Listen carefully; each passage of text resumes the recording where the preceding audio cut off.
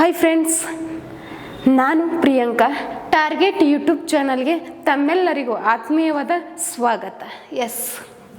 ಇವತ್ತಿನ ಈ ಒಂದು ಕ್ಲಾಸಲ್ಲಿ ನಾನು ಟಾಪ್ 10 MCQ ಕ್ವಶನ್ಸ್ಗಳನ್ನು ತಂದಿದ್ದೀನಿ ಸ್ಟ್ಯಾಟಿಕ್ ಜಿಕೆಗೆ ಸಂಬಂಧಪಟ್ಟಂತೆ. ಹೌದಾ? ಸೊ ಅವುಗಳನ್ನು ಚರ್ಚೆ ಮಾಡೋಣ. ಬನ್ನಿ. ಸೊ ಕ್ವಶನ್ ನಂಬರ್ ಫಸ್ಟ್ ನೋಡೋದಾದ್ರೆ ಹೀಗಿದೆ: ಯಾವ ವರ್ಷದಲ್ಲಿ ಕನ್ನಡಕ್ಕೆ ಶಾಸ್ತ್ರೀಯ ಸ್ಥಾನಮಾನವನ್ನು ನೀಡಲಾಗಿದೆ? ಹೌದಾ? ಏನಿದು ಶಾಸ್ತ್ರೀಯ ಸ್ಥಾನಮಾನ ಅಂತ ಹೇಳಿ ನೋಡಿದಾಗ, ಹೌದಾ?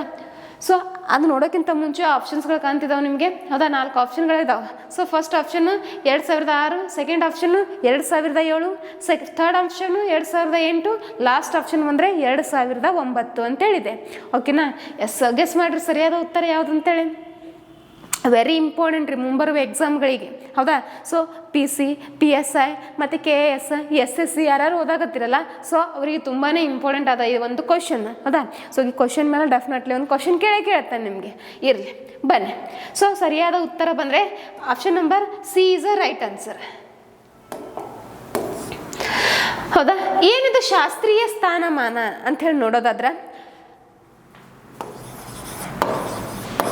ಶಾಸ್ತ್ರೀಯ ಸ್ಥಾನಮಾನ, ಈ ಒಂದು ಶಾಸ್ತ್ರೀಯ ಸ್ಥಾನಮಾನವನ್ನು ಎಂಥ ಭಾಷೆಗಳಿಗೆ ಕೊಡ್ತಾ ಹೋಗ್ತಾರೆ. ಹೌದಾ? ಸೊ ಈ ಕೆಲವೊಂದು ಅಂದರೆ ಬಹಳಷ್ಟು ಭಾಷೆಗಳು, ಭಾರತ ಅಂತ ಹೇಳಿ ನೋಡಿದಾಗ ಬಹಳಷ್ಟು ಭಾಷೆಗಳು ಕಂಡು ಬರ್ತಾ ಹೋಗ್ತಾವ. ಹೌದಾ? ಅವು ಯಾವುದಾದ್ರೂ ಒಂದು ಭಾಷೆ ಈ ಒಂದು ಶಾಸ್ತ್ರೀಯ ಸ್ಥಾನಮಾನವನ್ನು ಪಡಿಬೇಕಾದ್ರೆ ಕೆಲವೊಂದು ಅರ್ಹತೆಗಳು ಇರ್ತಾವ್ರಿ. ಹೌದಾ? ಸೊ ಅವುಗಳನ್ನು ನಾವು ಆ ಒಂದು ಅರ್ಹತೆಗಳನ್ನ ಆ ಭಾಷೆಗಳು ಪಡೆದಿರಬೇಕು. ಏನಿಲ್ಲ ರೀ, ಸಿಂಪಲ್ಲು. ಆ ಯಾವುದೇ ಒಂದು ಶಾಸ್ತ್ರೀಯ ಸ್ಥಾನಮಾನವನ್ನು ಪಡಿಬೇಕಂದಿರ್ತೈತಲ್ಲ, ಆ ಒಂದು ಭಾಷೆ ಏನಾಗಿರ್ಬೇಕಂತಂದರೆ ತನ್ನದೇ ಆದಂಥ ಇತಿಹಾಸವನ್ನು ಹೊಂದಿರಬೇಕು, ತನ್ನದೇ ಆದಂಥ ಮೂಲ ಲಿಪಿಯನ್ನು ಹೊಂದಿರಬೇಕು. ಹೌದಾ? ಸೊ ಆ ಒಂದು ಭಾಷೆ ಪ್ರಾಚೀನ ಕಾಲದಿಂದಲೂ ಸಹಿತ ಬಳಕೆಯಲ್ಲಿರಬೇಕು. ಹೌದಾ? ನೆಕ್ಸ್ಟು ಆ ಒಂದು ಭಾಷೆ ತನ್ನದೇ ಆದ ಮಹತ್ವತೆಯನ್ನು ಪಡ್ಕೊಂಡಿರಬೇಕು. ಫಾರ್ ಎಕ್ಸಾಂಪಲ್, ಶಾಸನಗಳಲ್ಲಿ ಆ ಒಂದು ಭಾಷೆಗಳನ್ನು ನಾವು ನೋಡ್ತಾ ಬರ್ಬೋದು. ಹೌದಾ? ಅಂಥ ಭಾಷೆಗಳಿಗೆ ನಾವು ಶಾಸ್ತ್ರೀಯ ಸ್ಥಾನಮಾನ ಪಡೆದ ಭಾಷೆಗಳಂತೇಳಿ ಕರಿತಾ ಹೋಗ್ತೀವಿ. ಹೌದಾ? ಈ ಒಂದು ಭಾಷೆಗೆ ಒಂದು ಉನ್ನತವಾದ ಸ್ಥಾನಮಾನ ಕೊಡ್ತಾ ಹೋಗುತ್ತೆ ಈ ಒಂದು ಶಾಸ್ತ್ರೀಯ ಎಂಬ ಭಾಷೆ ಎಂಬ ಪದ. ಅರ್ಥ ಆಗತ್ತದ? ಬನ್ನಿ. ಸೊ ಶಾಸ್ತ್ರೀಯ ಸ್ಥಾನಮಾನ ಅಂತ ಹೇಳಿ ನೋಡಿದಾಗ ಪ್ರಸ್ತುತ ಎಷ್ಟು ಭಾಷೆಗಳಿಗೆ ಶಾಸ್ತ್ರೀಯ ಸ್ಥಾನಮಾನವನ್ನು ನೀಡಲಾಗಿದೆ ಅಂತ ಹೇಳಿ ನೋಡಿದಾಗ, ಸೊ ಎಷ್ಟು ಭಾಷೆಗಳಿಗೆ ಶಾಸ್ತ್ರೀಯ ಸ್ಥಾನಮಾನ ಕೊಟ್ಟಾರಿ? ಬನ್ನಿ. ಒಟ್ಟು 11 ಭಾಷೆಗಳಿಗೆ ಶಾಸ್ತ್ರೀಯ ಸ್ಥಾನಮಾನವನ್ನು ಕೊಟ್ಟಿದ್ದಾರೆ. ಹೌದಾ? ಸೊ ಪ್ರಸ್ತುತವಾಗಿ 11 ಭಾಷೆಗಳಿಗೆ ಶಾಸ್ತ್ರೀಯ ಸ್ಥಾನಮಾನವನ್ನು ಕೊಟ್ಟಿದ್ದಾರೆ. ಸೊ ಈ ಹಿಂದೆ ಬುಕ್ಗಳಲ್ಲಿ ಓದಿರ್ತೀರಿ ನೀವು, 6 ಭಾಷೆಗಳಿಗೆ ಮಾತ್ರ ಶಾಸ್ತ್ರೀಯ ಸ್ಥಾನಮಾನವನ್ನು ಕೊಟ್ಟಾರಂತೇಳಿ. ಹೌದಾ? ಅಪ್ಡೇಟ್ ಮಾಡ್ಕೋರಿ, 11 ಆಗಿದಾವೆ. ಕ್ಲಿಯರ್ ಅಲ್ಲಾಗತ್ತದ? ಸೊ 11 ಭಾಷೆಗಳು. ಸೊ ಈ ಒಂದು ಶಾಸ್ತ್ರೀಯ ಸ್ಥಾನಮಾನದ ಕುರಿತು 351ನೇ ವಿಧಿ, ಸಂವಿಧಾನದಲ್ಲಿನ 351ನೇ ವಿಧಿ ಈ ಒಂದು ಶಾಸ್ತ್ರೀಯ ಸ್ಥಾನಮಾನ ಪಡೆದ ಭಾಷೆಗಳ ಕುರಿತಾಗಿ ತಿಳಿಸ್ತಾ ಹೋಗುತ್ತೆ. ಕ್ಲಿಯರ್ ಅಲ್ಲಾಗತ್ತದ? ಹೌದಾ? ಸೊ ಡೈರೆಕ್ಟ್ ಹೇಳ್ಬೋದು ನಿಮಗೆ, ಶಾಸ್ತ್ರೀಯ ಸ್ಥಾನಮಾನದ ಬಗ್ಗೆ ತಿಳಿಸುವಂಥ ವಿಧಿ ಬಂದಾಗ 351ನೇ ವಿಧಿ.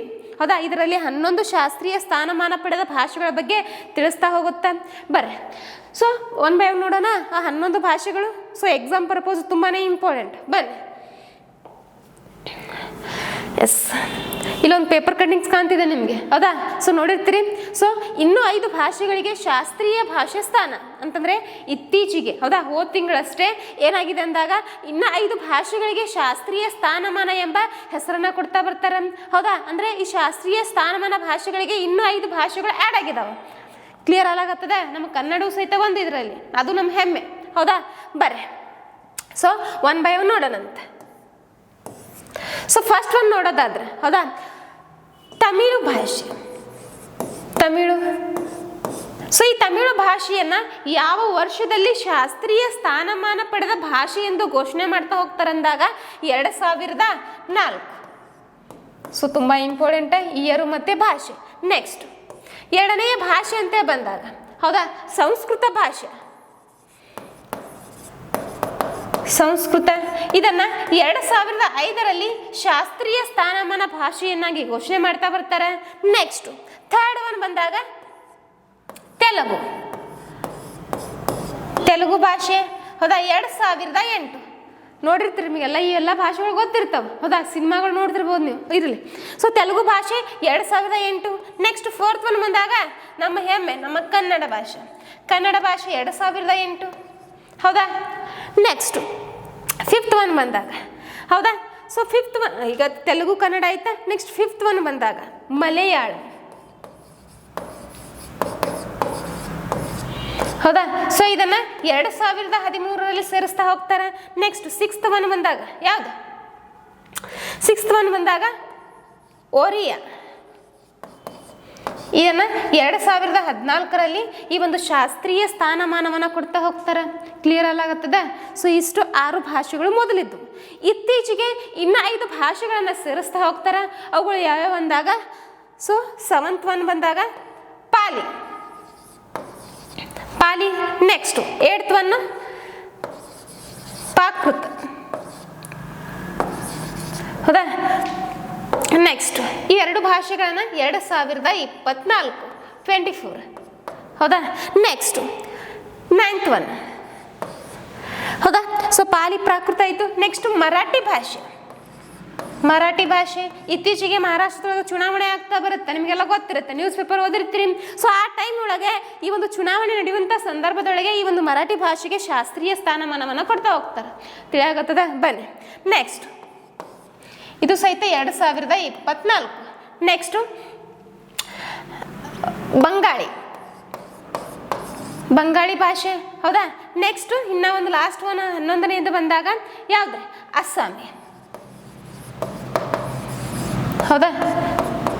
ಸೊ ಪ್ರಸ್ತುತವಾಗಿ 11 ಭಾಷೆಗಳಿಗೆ ಶಾಸ್ತ್ರೀಯ ಸ್ಥಾನಮಾನವನ್ನು ಕೊಟ್ಟಿದ್ದಾರೆ. ಹೌದಾ. ಸೊ ಒಟ್ಟು 11 ಭಾಷೆಗಳು ತಿಳಿದಿರಬೇಕು. ಯಾವ ಭಾಷೆ ಯಾವ ವರ್ಷ ತುಂಬಾ ಇಂಪಾರ್ಟೆಂಟ್ ಆಗ್ತಾ ಬರುತ್ತೆ. ಸೊ ನೋಡ್ಕೊರಿ. ಸೊ ಕೇಳ್ಬೋದು ಒಂದು ಎಕ್ಸಾಮ್ಗಳಲ್ಲಿ. ಸೊ ಶಾಸ್ತ್ರೀಯ ಸ್ಥಾನಮಾನ ಪಡೆದ ಮೊಟ್ಟ ಮೊದಲ ಭಾಷೆ ಯಾವುದು ಕೇಳಿದನ್ ಕ್ವಶನ್. ಯಾವುದು? ತಮಿಳು ಭಾಷೆ 2004.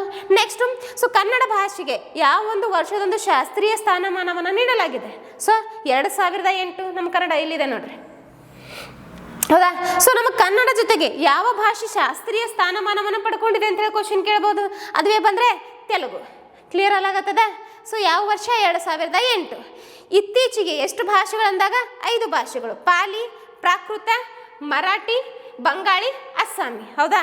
ಸೊ ತುಂಬಾ ಇಂಪಾರ್ಟೆಂಟ್ ಈ ಭಾಷೆಗಳು. ಹೌದಾ. ಸೊ ಕ್ಲಿಯರಾಗಿ ಗೊತ್ತಿರಬೇಕು. ಅಂತಂದರೆ ಪಾಲಿ ಪ್ರಾಕೃತ. ಹೌದಾ. ಸೊ ಗೌತಮ್ ಬುದ್ಧನ ಕಾಲದೊಳಗೂ ಈ ಒಂದು ಆಡು ಭಾಷೆ ಆಗಿದ್ದರು ಪಾಲಿ ಪ್ರಾಕೃತ. ಹೌದಾ. ಸೊ ಅವರು ಆ ಟೈಮ್ ಒಳಗೆ ತಮ್ಮ ಬೋಧನೆಗಳನ್ನು ಈ ಭಾಷೆಗಳಲ್ಲೇ ಮಾಡ್ತಿದ್ರು ಅವರು. ಹೌದಾ. ಸೊ ಹೀಗಾಗಿ ಇದಕ್ಕೂ ಸಹಿತ ಶಾಸ್ತ್ರೀಯ ಸ್ಥಾನಮಾನವನ್ನು ಕೊಟ್ಟಿದ್ದಾರೆ. ಮರಾಠಿ ಭಾಷೆ ನಿಮಗೆಲ್ಲ ಗೊತ್ತೇ ಇರುತ್ತೆ, ಮಹಾರಾಷ್ಟ್ರ. ನೆಕ್ಸ್ಟ್ ಬಂಗಾಳಿ ಭಾಷೆ ಈ ಕಡೆ ಪಶ್ಚಿಮ ಬಂಗಾಳ ಈ ಸೈಡಲ್ಲೆಲ್ಲ ಈ ಒಂದು ಬಂಗಾಳಿ ಭಾಷೆಯನ್ನು ಮಾತಾಡ್ತಾ ಹೋಗ್ತಾರೆ. ನೆಕ್ಸ್ಟ್ ಅಸ್ಸಾಮಿ ಭಾಷೆ ಇತ್ತೀಚೆಗೆ ಕೊಡ್ತಾ ಹೋಗ್ತಾರೆ.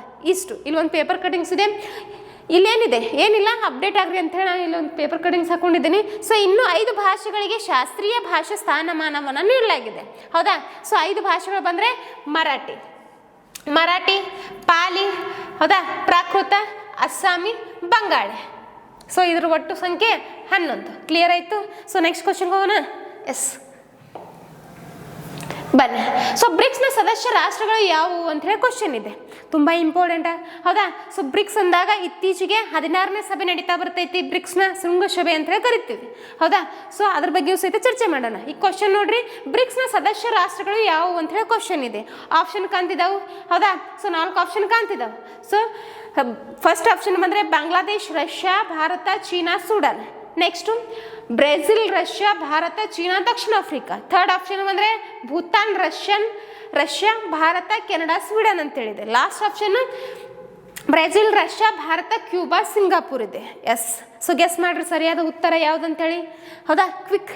ಸೊ ಯಾವುದಂದಾಗ ಸರಿಯಾದ ಉತ್ತರ ಯಾವುದ್ರಿ? ಸೊ ಗೆಸ್ ಮಾಡಿರಿ. Second option is the right answer. ಹೌದಾ. Brazil, Russia, India, China, South Africa. ನೋಡೋಣ ಇದ್ರ ಬಗ್ಗೆ, ಬ್ರಿಕ್ಸ್ ಬಗ್ಗೆ. ಬನ್ನಿ. ಸೊ ಇಲ್ಲಿ ಕಾಣ್ತಿದೆ ನೋಡ್ರಿ ಬ್ರಿಕ್ಸ್ 2024ರಲ್ಲಿ ನಡೆದೈತಿ ರಷ್ಯಾ. ಬನ್ನಿ.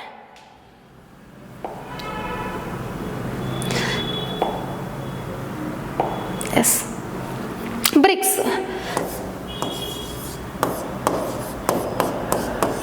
ಸೊ ಸರಿಯಾಗಿ ಕೇಳಿ, ತುಂಬಾ ಇಂಪಾರ್ಟೆಂಟ್. ಮುಂಬರುವ ಎಕ್ಸಾಮ್ಗಳಿಗೆ ಕರೆಂಟ್ ಅಫೇರ್ಸ್ ದೃಷ್ಟಿಯಿಂದ ತುಂಬಾ ಇಂಪಾರ್ಟೆಂಟ್ ಆಗ್ತದೆ ಇದು ಕ್ವಶನ್. ಇರಲಿ.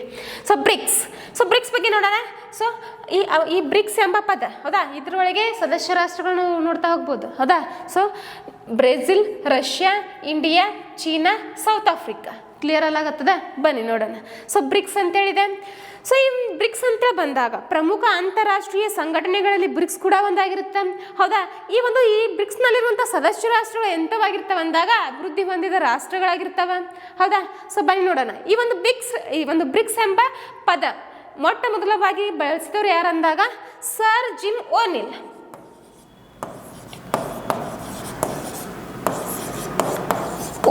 ಹೌದಾ. ಸೊ ಇವರೊಬ್ರು ಅಮೇರಿಕಾದ ಒಬ್ಬ ಬಿಸ್ನೆಸ್ ಮ್ಯಾನ್ ಹೌದಾ. ಸೊ ಅಮೇರಿಕಾದ ಗೋಲ್ಡ್ ಸ್ಯಾಚ್ಮನ್ ಎಂಬ ಒಂದು ಸಂಸ್ಥೆ ಬರ್ತೈತಿ, ಅದರ ಮುಖ್ಯಸ್ಥರು ಯಾರು ಸರ್ ಜಿಮ್ ಓನಿಲ್ ಎಂಬವರು ಮೊಟ್ಟ ಮೊದಲ ಬಾರಿಗೆ ಈ ಬ್ರಿಕ್ಸ್ ಎಂಬ ಪದವನ್ನ ಹುಟ್ಟಾಕ್ತಾರೆ ಹೌದಾ. ಸೊ ಈ ಒಂದು ಬ್ರಿಕ್ಸ್ ರಾಷ್ಟ್ರಗಳು ಸಂಘಟನೆಯನ್ನು ಕೈಗೊಂಡಿದ್ದು ಯಾವಾಗ ಅಂದಾಗ ಹೌದಾ 2001 ಹೌದಾ. ಸೊ 2001 ಹುಟ್ಟುಕೊಳ್ಳುತ್ತ ಈ ಒಂದು ಇದರ ಮೊದಲ ಸಭೆ ಹೌದಾ. ಮೊದಲ ಸಭೆ ಯಾವಾಗ ನಡೀತದ 2009 ನಡೀತದ. 9ರಿಂದ ಈ ಒಂದು ಸಭೆಗಳು ಅಂತಂದ್ರೆ ಶೃಂಗಸಭೆಗಳು ನಡೆಸ್ತಾ ಬರುತ್ತೈತಿ ಈ ಒಂದು ಬ್ರಿಕ್ಸ್ ಎಂಬ ಸಂಘಟನೆ. ಬನ್ನಿ. ಸೊ ನೆಕ್ಸ್ಟ್ ಇದರ ಸದಸ್ಯ ರಾಷ್ಟ್ರಗಳು ಎಷ್ಟದವ್ರಿ ಹೇಳ್ರಿ? 9. ಏನ್ರಿ ಮೇಡಮ್ ಬ್ರಿಕ್ಸ್ ಅಂದ್ರೆ 5 ರಾಷ್ಟ್ರಗಳದವ್ರು, ನೀವೇನು 9 ಹೇಳಾಗತ್ತೀರಿ ಅಂತೇಳಿ ಹೌದಾ. ಬರ್ರಿ ನಿದ್ದೆಗಣದಿಂದ ಎದ್ದು ಬರ್ರಿ ಹೌದಾ. 9 ಆಗಿದಾವ ಪ್ರಸ್ತುತ. 9 ರಾಷ್ಟ್ರಗಳು ಸದಸ್ಯ ರಾಷ್ಟ್ರಗಳು. ನೆಕ್ಸ್ಟ್ ಹೇಳ್ತೀನಿ ಅದರ ಬಗ್ಗೆ ಹೌದಾ. ಸೊ ಈ ಒಂದು ಬ್ರಿಕ್ಸ್ ಎಂಬ ಪದ ನೋಡಿದ್ರಿ ಹೌದಾ. ಬ್ರಿಕ್ಸ್ನೊಳಗೆ 9 ಸದಸ್ಯ ರಾಷ್ಟ್ರಗಳು ಅದಾವ, ಆದ್ರೆ ಇಲ್ಲಿ ನಿಮ್ಗೆ ಕಾಣಿಸೋದು 5 ಸದಸ್ಯ ರಾಷ್ಟ್ರಗಳು ಮಾತ್ರ ಕಾಣ್ತಾವ. ಇರ್ಲಿ. ಸೊ ಮೊದಲ ಸಭೆ 2009 ನಡೀತೈತಿ. ಎಲ್ಲಂದಾಗ ರಷ್ಯಾದ ಯುಕಟಿನ್ಬರ್ಗ್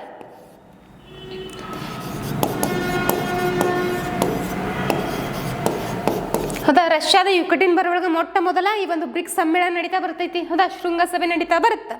ನೆಕ್ಸ್ಟ್ ಇಲ್ಲೇ ಇರಲಿ. ಎಸ್. ಸೊ 9 ಸದಸ್ಯ ರಾಷ್ಟ್ರಗಳು ಯಾವ್ಯಾವ ನೋಡೋಣ ಬನ್ನಿ. ಸೊ 1 by 1 ನೋಡೋಣ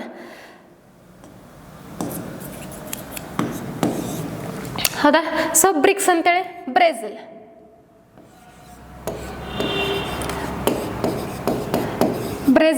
ನೆಕ್ಸ್ಟ್ ಆರ್ ಬಂದ್ರೆ ರಷ್ಯಾ, ಐ ಬಂದ್ರೆ ಇಂಡಿಯಾ, ನೆಕ್ಸ್ಟ್ 4th ಒನ್ ಬಂದ್ರೆ ಸಿ ಹೌದಾ. ಸೊ ಸಿ ಬಂದ್ರೆ ಚೀನಾ, ನೆಕ್ಸ್ಟ್ ಎಸ್ ಬಂದ್ರೆ ಸೌತ್ ಆಫ್ರಿಕಾ, ದಕ್ಷಿಣ ಆಫ್ರಿಕಾ ಹೌದಾ. 5 ರಾಷ್ಟ್ರಗಳದಾವ. ಇದರ ಜೊತೆಗೆ ಇತ್ತೀಚೆಗೆ ಏನು ಮಾಡಿದಾರೆ ಅಂದಾಗ ಯಾವಾಗ ಅಂದಾಗ ಬ್ರಿಕ್ಸ್ನ 15ನೇ ಶೃಂಗಸಭೆಯೊಳಗ ಇತ್ತೀಚೆಗೆ ಈ ಒಂದು ಇನ್ನು 6 ರಾಷ್ಟ್ರಗಳಿಗೆ ಈ ಸದಸ್ಯತ್ವಕ್ಕಾಗಿ ಆಹ್ವಾನವನ್ನು ಮಾಡ್ತಾ ಬರ್ತಾರೆ ಈ ಒಂದು ಬ್ರಿಕ್ಸ್ ಒಕ್ಕೂಟದ ಮುಖ್ಯಸ್ಥರು ಹೌದಾ. ಸೊ 6 ರಾಷ್ಟ್ರಗಳು ಅದರೊಳಗೆ ಸದಸ್ಯತ್ವವನ್ನು ಪಡ್ಕೊಂಡಿದ್ದು ಬಂದರೆ ಎಷ್ಟು ರಾಷ್ಟ್ರ? 4 ರಾಷ್ಟ್ರಗಳು. ಕ್ಲಿಯರ್ ಅಲ್ಲಾಗತ್ತದ? ಬನ್ನಿ. ಸೊ ಆ 4 ರಾಷ್ಟ್ರಗಳು ಆ್ಯಡ್ ಆಗ್ತಾವೆ. ಸೊ ನೋಡೋಣ. ಸೊ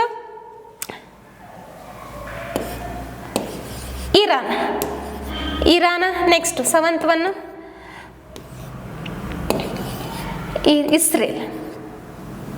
ಇಸ್ರೇಲ್ ಅಲ್ಲ Egypt,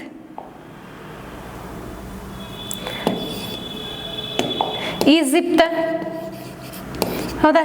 next 8th one Ethiopia. Last one ಬಂದರೆ ಹೌದಾ 9th ಒನ್ ಬಂದರೆ UAE ಹೌದಾ. ಸೊ 9 ಸದಸ್ಯ ರಾಷ್ಟ್ರಗಳಿದ್ದಾವೆ ಬ್ರಿಕ್ಸ್ನೊಳಗೆ ಹೌದಾ. ಸೊ 9 ರಾಷ್ಟ್ರಗಳು ಕಾಣ್ತಿದ್ದಾವೆ ನಿಮಗೆ. ಇದರ ಜೊತೆಗೆ ಈ ಒಂದು 4 ಕಂಟ್ರಿಗಳನ್ನು ಸದಸ್ಯತ್ವವನ್ನಾಗಿ ಘೋಷಣೆ ಮಾಡ್ತಾ ಬರ್ತಾರೆ ಅಂತ ಹೇಳಿದೆ. ಆ ಟೈಮ್ ಒಳಗೆ 2 ರಾಷ್ಟ್ರಗಳು ಇದರ ಸದಸ್ಯತ್ವವನ್ನು ಪಡ್ಕೊಳ್ಳಂಗಿಲ್ಲ. ಒಂದು ಬಂದರೆ ಸೌದಿ ಅರೇಬಿಯಾ, ಇನ್ನೊಂದು ಅಫ್ಘಾನಿಸ್ತಾನ್ ಅರ್ಜೆಂಟೈನಾ ಹೌದಾ. ಸೊ 2 ಪಡ್ಕೊತಾ ಬರಂಗಿಲ್ಲ. ಸೊ ಪ್ರಸ್ತುತವಾಗಿ ಬ್ರಿಕ್ಸ್ನ ಸದಸ್ಯ ರಾಷ್ಟ್ರಗಳ ಸಂಖ್ಯೆ ಎಷ್ಟು ಅಂದಾಗ 9 ಸದಸ್ಯ ರಾಷ್ಟ್ರಗಳು ಅಂತ ಹೇಳಿ ನಿಮಗೆ ತಿಳಿದಿರಬೇಕು ಹೌದಾ. ಸೊ ಬ್ರಿಕ್ಸ್ ಗೊತ್ತಿರುತ್ತೆ. ಆನಂತರ ಇರಾನ್, ಈಜಿಪ್ಟ್, ಇಥಿಯೋಪಿಯಾ, UAE ಇವು ಇತ್ತೀಚೆಗೆ ಸೇರ್ಪಡೆಗೊಳ್ತಾ ಹೋಗ್ತಾವೆ ಹೌದಾ. ಸೊ ಬ್ರಿಕ್ಸ್ನ ಸದಸ್ಯ ರಾಷ್ಟ್ರಗಳು 9 ಸದಸ್ಯ ರಾಷ್ಟ್ರಗಳಿದ್ದಾವೆ. ಈ ಬ್ರಿಕ್ಸ್ ಅಂತ ಹೇಳಿ ಒಂದು ಪೇಪರ್ ಕಟಿಂಗ್ಸ್ ಹಾಕೊಂಡಿದ್ದೀನಿ ಹೌದಾ. ಸೊ ಬ್ರಿಕ್ಸ್ನ ಇತ್ತೀಚೆಗೆ ಶೃಂಗಸಭೆ ನಡೆದೈತಿ ಎಲ್ಲಂದಾಗ ರಷ್ಯಾದ ಕಜಾನ್ ಎಂಬ ಸಿಟಿ ಒಳಗೆ ಹೌದಾ. ಸೊ ಅದ್ರ ಬಗ್ಗೆನೂ ಹೇಳ್ತಾ ಹೋಗ್ತೀನಿ ನೋಡ್ಕೊರಿ. ಈ ಒಂದು ಪೇಪರ್ ಕಟಿಂಗ್ಸ ಓದ್ಕೋರಿ ನೀವು, ಹೌದಾ? ಇರಲಿ. ಸೊ ಇತ್ತೀಚಿನ ಸಭೆಗಳು ತುಂಬ ಇಂಪಾರ್ಟೆಂಟ್. ಬ್ರಿಕ್ಸ್ ಅಂತೇಳಿ ಬಂದಾಗ, ಇತ್ತೀಚಿನ ಸಭೆಗಳಂತೇಳಿ ಬಂದಾಗ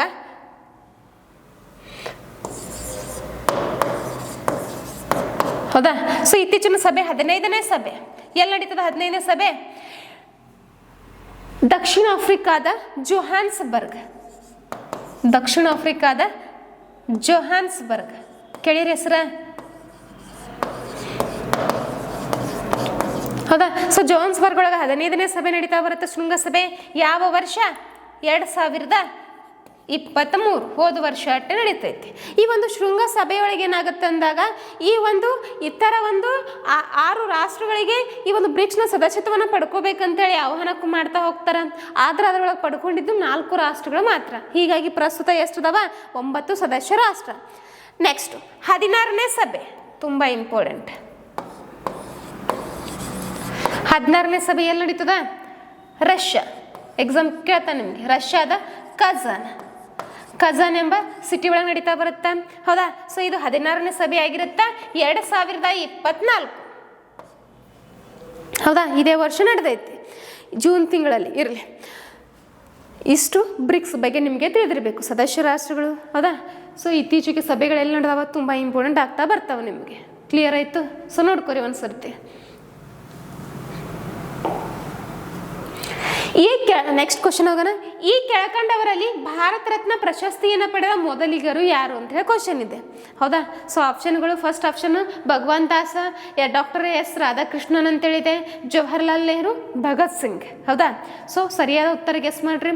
ಯಾವುದಂದಾಗ ಎಸ್ ರಾಧಾಕೃಷ್ಣನ್, ಹೌದಾ? ಸೊ ಗೊತ್ತೇ ಇರುತ್ತೆ ನಿಮಗೆ, ಭಾರತ ರತ್ನ ಓದಿರ್ತೀರಿ, ಹೌದಾ? ಸೊ ಭಾರತ ರತ್ನ ಬಗ್ಗೆ ನೋಡೋಣ ಬನ್ನಿ. ಎಸ್,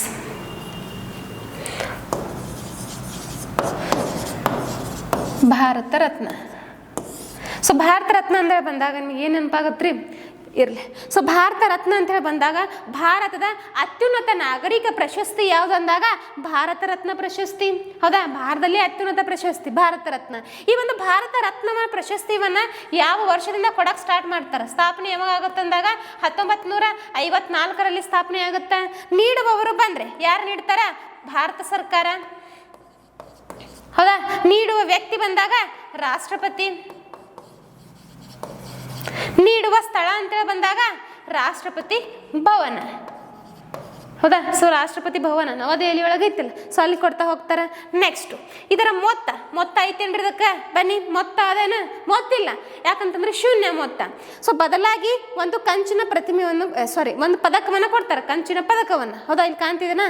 ಸೊ ಪದಕ ಕೊಡ್ತಾ ಹೋಗ್ತಾರೆ. ಸೊ ಮೊತ್ತ ಕೇಳಿದ್ರೆ ಶೂನ್ಯ, ಹೌದಾ? ಸೊ ಜೊತೆಗೆ ಪದಕ ಕೊಡ್ತಾರೆ. ನೆಕ್ಸ್ಟ್ ಮೊತ್ತ ಆಯಿತು. ಕ್ಷೇತ್ರ, ಯಾವ್ಯಾವ ಕ್ಷೇತ್ರಗಳಿಗೆ? ಕಲೆ, ಸಾಹಿತ್ಯ, ಹೌದಾ? ವಿಜ್ಞಾನ, ತಂತ್ರಜ್ಞಾನ ಆಗಿರ್ಬೋದು, ಸಂಗೀತ, ಸಮಾಜ ಸೇವೆ, ಹೌದಾ? ಮುಂತಾದ ಕ್ಷೇತ್ರಗಳಲ್ಲಿ ಈ ಒಂದು ಪ್ರಶಸ್ತಿಯನ್ನು ಕೊಡ್ತಾ ಹೋಗ್ತಾರೆ. ತಿಳಿಯಾಗತ್ತದ? ಬನ್ನಿ ಈಗ ಪದಕ ಮ್ಯಾಟ್ರ್ ಬರ್ರಿ ಇಲ್ಲಿ, ಹೌದಾ? ಪದಕ ಬಗ್ಗೆ ತಿಳ್ಕೊಣ. ಸೊ ಪದಕ ಕೊಡ್ತಾರೆ, ಶೂನ್ಯ ಇಲ್ಲ, ಇದ್ರ ಮೊತ್ತ ಏನೂ ಇಲ್ಲ, ಇದಕ್ಕೆ ಪ್ರೈಸ್ ಮನಿ ಇಲ್ಲ, ಶೂನ್ಯ ಕೊಡ್ತಾರೆ, ಹೌದಾ? ಸೊ ಈ ಒಂದು ಭಾರತ ರತ್ನ ಪ್ರಶಸ್ತಿಯೇ ಅತ್ಯುನ್ನತ ಪ್ರಶಸ್ತಿ, ಇದಕ್ಕೆ ಮೊತ್ತ ಕೊಡ್ತಾರೇನ್ರಿ, ಹೌದಾ? ಈ ಒಂದು ಹೆಸರೇ ಒಂದು ಅದ್ಭುತ ರೀ, ಭಾರತ ರತ್ನ ಪಡ್ಕೊಂಡವ್ರು ಅದಾರ ಅಂಥೇಳಿ ಅವರಿಗೆ ಸಿಗುವಂಥ ರೆಸ್ಪೆಕ್ಟೇ ದೊಡ್ಡದ್ರಿ. ಇರಲಿ. ಸೊ ಈ ಒಂದು ಪದಕ ಬಗ್ಗೆ ತಿಳ್ಕೊಳ್ಳೋಣ. ಸೊ ಪದಕ ಕೊಡ್ತಾ ಹೋಗ್ತಾರೆ ಮೊತ್ತ ಬದಲಾಗಿ. ಈ ಒಂದು ಪದಕ ಅಂತೇಳಿ ಬಂದಾಗ ಇಲ್ಲಿ ಕಾಣ್ತಿದ್ದೇನೆ ಭಾರತ ರತ್ನ ಪದಕ. ಸೊ ಈ ಒಂದು ಪದಕದ ಮುಂದಗಡೆ ಅಂದ್ರೆ ಅದ ಮುಂಭಾಗದೊಳಗೆ ಸೂರ್ಯನ ಚಿತ್ರ ಕಂಡು ಬರುತ್ತೆ, ಇಲ್ಲಿ ಕಾಣ್ತಿದ್ದಾನ? ಬನ್ನಿ ಈ ಸೈಡ್ ಬನ್ನಿ, ಹೌದಾ? ಸೊ ಭಾರತ ರತ್ನ ಇದು ಮುಂಭಾಗದೊಳಗೆ ಒಂದು ಪದಕದ ಮುಂಭಾಗದಲ್ಲಿ ಒಂದು ಸೂರ್ಯನ ಚಿತ್ರ ಇದೆ, ಹೌದಾ? ಸೊ ಸೂರ್ಯನ ಚಿತ್ರದ ಕೆಳಗಡೆ ಭಾರತ ರತ್ನ ಅಂತ ಹೇಳಿ ಬರೆದಿದ್ದಾರೆ. ಇನ್ನೊಂದು ಹಿಂಬದಿ ಬಂದಾಗ ಸೊ ರಾಷ್ಟ್ರ ಲಾಂಛನದ ಚಿತ್ರ ಇದೆ, ಕೆಳಗಡೆ ಸತ್ಯಮೇವ ಜಯತೆ ಅಂತ ಹೇಳಿದೆ, ಹೌದಾ? ಸೊ ಮದನ್ ಮೋಹನ್, ಈ ಸತ್ಯಮೇವ ಜಯತೆ ಅಂತ ಹೇಳಿ ಪದವನ್ನು ಮೊಟ್ಟ ಮೊದಲವಾಗಿ ಬಳಸಿದವರು ಯಾರಂದಾಗ ಮದನ್ ಮೋಹನ್ ಮಾಳವೀಯ. ಮದನ್ ಮೋಹನ್ ಮಾಳವೀಯ, ಹೌದಾ. ಸೊ ಈ ಒಂದು ಭಾರತ ರತ್ನ ಅಂತ ಹೇಳಿ ಬರೆದಿದ್ದಾರೆ. ಇದು ಈ ಒಂದು ಭಾರತ ರತ್ನ ಪದ ಮತ್ತೆ ಈ ಒಂದು ಸತ್ಯಮೇವ ಜಯತೆ ಎಂಬ ಪದ ದೇವನಾಗರಿ ಲಿಪಿಯೊಳಗೆ ಕಂಡು ಬರ್ತಾ ಹೋಗುತ್ತೆ. ಅಂದ್ರೆ ಹಿಂದಿ ಮತ್ತೆ ದೇವನಾಗರಿ ಎರಡು ಸೇಮ್ ರೀ, ಹೌದಾ. ಸ್ವಲ್ಪ ಕನ್ಫ್ಯೂಸ್ ಆಗುತ್ತೆ ಅಷ್ಟೇ. ಸೊ ದೇವನಾಗರಿ ಲಿಪಿಯೊಳಗೆ ಈ ಒಂದು ಪದಗಳು ಕಂಡು ಬರ್ತಾ ಹೋಗ್ತಾವ, ಹೌದಾ. ಸೊ ಈ ರಾಷ್ಟ್ರ ಲಾಂಛನ ಅಂದಾಗ ಇಲ್ಲಿ ಎಷ್ಟು ಪ್ರಾಣಿಗಳು ಕಂಡು ಬರ್ತಾವ್ರಿ ರಾಷ್ಟ್ರ ಲಾಂಛನ ಒಳಗ? ಬನ್ನಿ, 4 ಸಿಂಹ ಕಂಡು ಬರ್ತಾವ. 4 ಸಿಂಹಗಳ ಜೊತೆಗೆ ಒಂದು ಗೂಳಿ, ಹೌದಾ. ಸೊ ಒಂದು ಗೂಳಿ, ಒಂದು ಆನೆ, ಇನ್ನೊಂದು ಗೂಳಿ ಆನೆ, ಇನ್ನೊಂದು ಬಂದ್ರೆ ಹೌದಾ. ಸೊ ಒಟ್ಟು ಎಷ್ಟು ಟೋಟಲ್ ಎಷ್ಟು ಅಂದಾಗ 7 ಪ್ರಾಣಿಗಳು ಕಂಡು ಬರ್ತವೆ. 4, 5, 6, 7 ಪ್ರಾಣಿಗಳು ಕಂಡು ಬರ್ತವೆ. ಟೋಟಲ್ ಪ್ರಾಣಿಗಳ ಸಂಖ್ಯೆ 7, ಹೌದಾ. ಎಷ್ಟು ಬಗೆಯ ಅಂದಾಗ ಎಷ್ಟು ಬಗೆಯ? 3 ಬಗೆಯ, 4 ಬಗೆಯ, ಹೌದಾ. ಸೊ ಗೂಳಿ, ಆನೆ, ಇನ್ನೊಂದು ಯಾವುದೋ ಪ್ರಾಣಿ ಬರ್ತದ್ರಿ, ಹೇಳ್ತೀನಂತ, ಹೌದಾ. ಎತ್ತು ಏನು ಬರ್ಬೋದು ಇರಲಿ. ಸೊ 9 ಪ್ರಾಣಿಗಳು ಕಂಡು ಬರ್ತಾವೆ, ಹೌದಾ. ಈ ಒಂದು ಪ್ರಶಸ್ತಿಯ ಪದಕ ಇದೆಯಲ್ಲ, ಅದ ಈ ಒಂದು ಭಾರತ ರತ್ನ ಪ್ರಶಸ್ತಿ ಪದಕ ಕೊಡ್ತಾರೆ. ಈ ಪದಕ ಪ್ಲಾಟಿನಂ, ಚಿನ್ನ, ಹಿತ್ತಾಳೆ, ಹೌದಾ, ಇವೆಲ್ಲವುಗಳನ್ನು ಸೇರಿಸಿ ಈ ಒಂದು ಪದಕವನ್ನು ರೆಡಿ ಮಾಡ್ತಾ ಹೋಗ್ತಾರೆ. ಕೊನೆಯದಾಗಿ ಇದು ಕಂಚಿನ ರೂಪವನ್ನು ತಾಳ್ತಾ ಬರುತ್ತೆ. ಯಾವುದು ಈ ಒಂದು ಪದಕ ತಿಳಿಯಾಗತ್ತದ? ಬನ್ನಿ. ಎಸ್. ಸೊ ಕ್ಷೇತ್ರ ಕಲೆ, ಸಾಹಿತ್ಯ, ವಿಜ್ಞಾನ, ಸಮಾಜ ಸೇವೆ, ಸಂಗೀತ, ಬಹಳಷ್ಟು ಕ್ಷೇತ್ರಗಳಲ್ಲಿ ಸಾಧನೆ ಮಾಡಿದ ಸಾಧಕರಿಗೆ ಈ ಒಂದು ಪ್ರಶಸ್ತಿಯನ್ನು ಕೊಡ್ತಾ ಹೋಗ್ತಾರೆ. ಇತ್ತೀಚೆಗೆಗೂ ಸಹಿತ 5 ಜನರಿಗೆ ಕೊಡ್ತಾ ಹೋಗ್ತಾರೆ, ಹೌದಾ. ಸೊ ಇರಲಿ. ಸೊ ಅದನ್ನು ನೆಕ್ಸ್ಟ್ ಇದ್ರ ಭಾರತ ರತ್ನ ಬಗ್ಗೆ ಒಂದು ಸ್ಪೆಷಲಿ ಕ್ಲಾಸ್ ಮಾಡ್ತಾ ಬರ್ತೀನಿ, ಅಲ್ಲಿ ನಿಮ್ಗೆ ಹೇಳ್ತಾ ಹೋಗ್ತೀನಿ, ಹೌದಾ. ಸೊ ಇಲ್ಲೆಲ್ಲ ಟೈಮ್ ಕವರ್ ಆಗಲ್ರಿ, ಅದಕ್ಕಾಗಿ ಇರಲಿ. ಸೊ ಭಾರತ ರತ್ನ, ಈ ಒಂದು ಭಾರತ ರತ್ನ ಪ್ರಶಸ್ತಿಯನ್ನು ಪಡೆದ ಮೊದಲಿಗರು ಅಂತ ಹೇಳಿ ಬರ್ತೈತೆ, ಹೌದಾ. ಸೊ ಮೊದಲಿಗರು ಬಂದಾಗ ಫಸ್ಟ್ ಒನ್ ಬಂದಾಗ ಮೊದಲಿಗೆ ಯಾರು ಪಡ್ಕೊಳ್ತಾ ಹೋಗ್ತಾರ? 3 ಜನ ಅದಾರೆ. 1, 2, 3. ಸಿ ರಾಜಗೋಪಾಲಾಚಾರಿ. ಸೊ ಚೆನ್ನಾಗಿ ನೋಡ್ರಿ, ಒಂದು ಸ್ವಲ್ಪ ಹೆಸರು ಚೆನ್ನಾಗಿ ನೋಡ್ರಿ. So C Rajagopalachari. Next S Radhakrishnan. Next third one ಬಂದಾಗ ಸರ್ ಸಿ.ವಿ. ರಾಮನ್. ಎಸ್, ಬನ್ನಿ. ಸೊ ಮೊಟ್ಟ ಮೊದಲಿಗರು 3 ಜನರಿಗೆ ಈ ಒಂದು ಭಾರತ ರತ್ನ ಕೊಡ್ತಾ ಹೋಗ್ತಾರೆ. ಯಾವ ವರ್ಷ?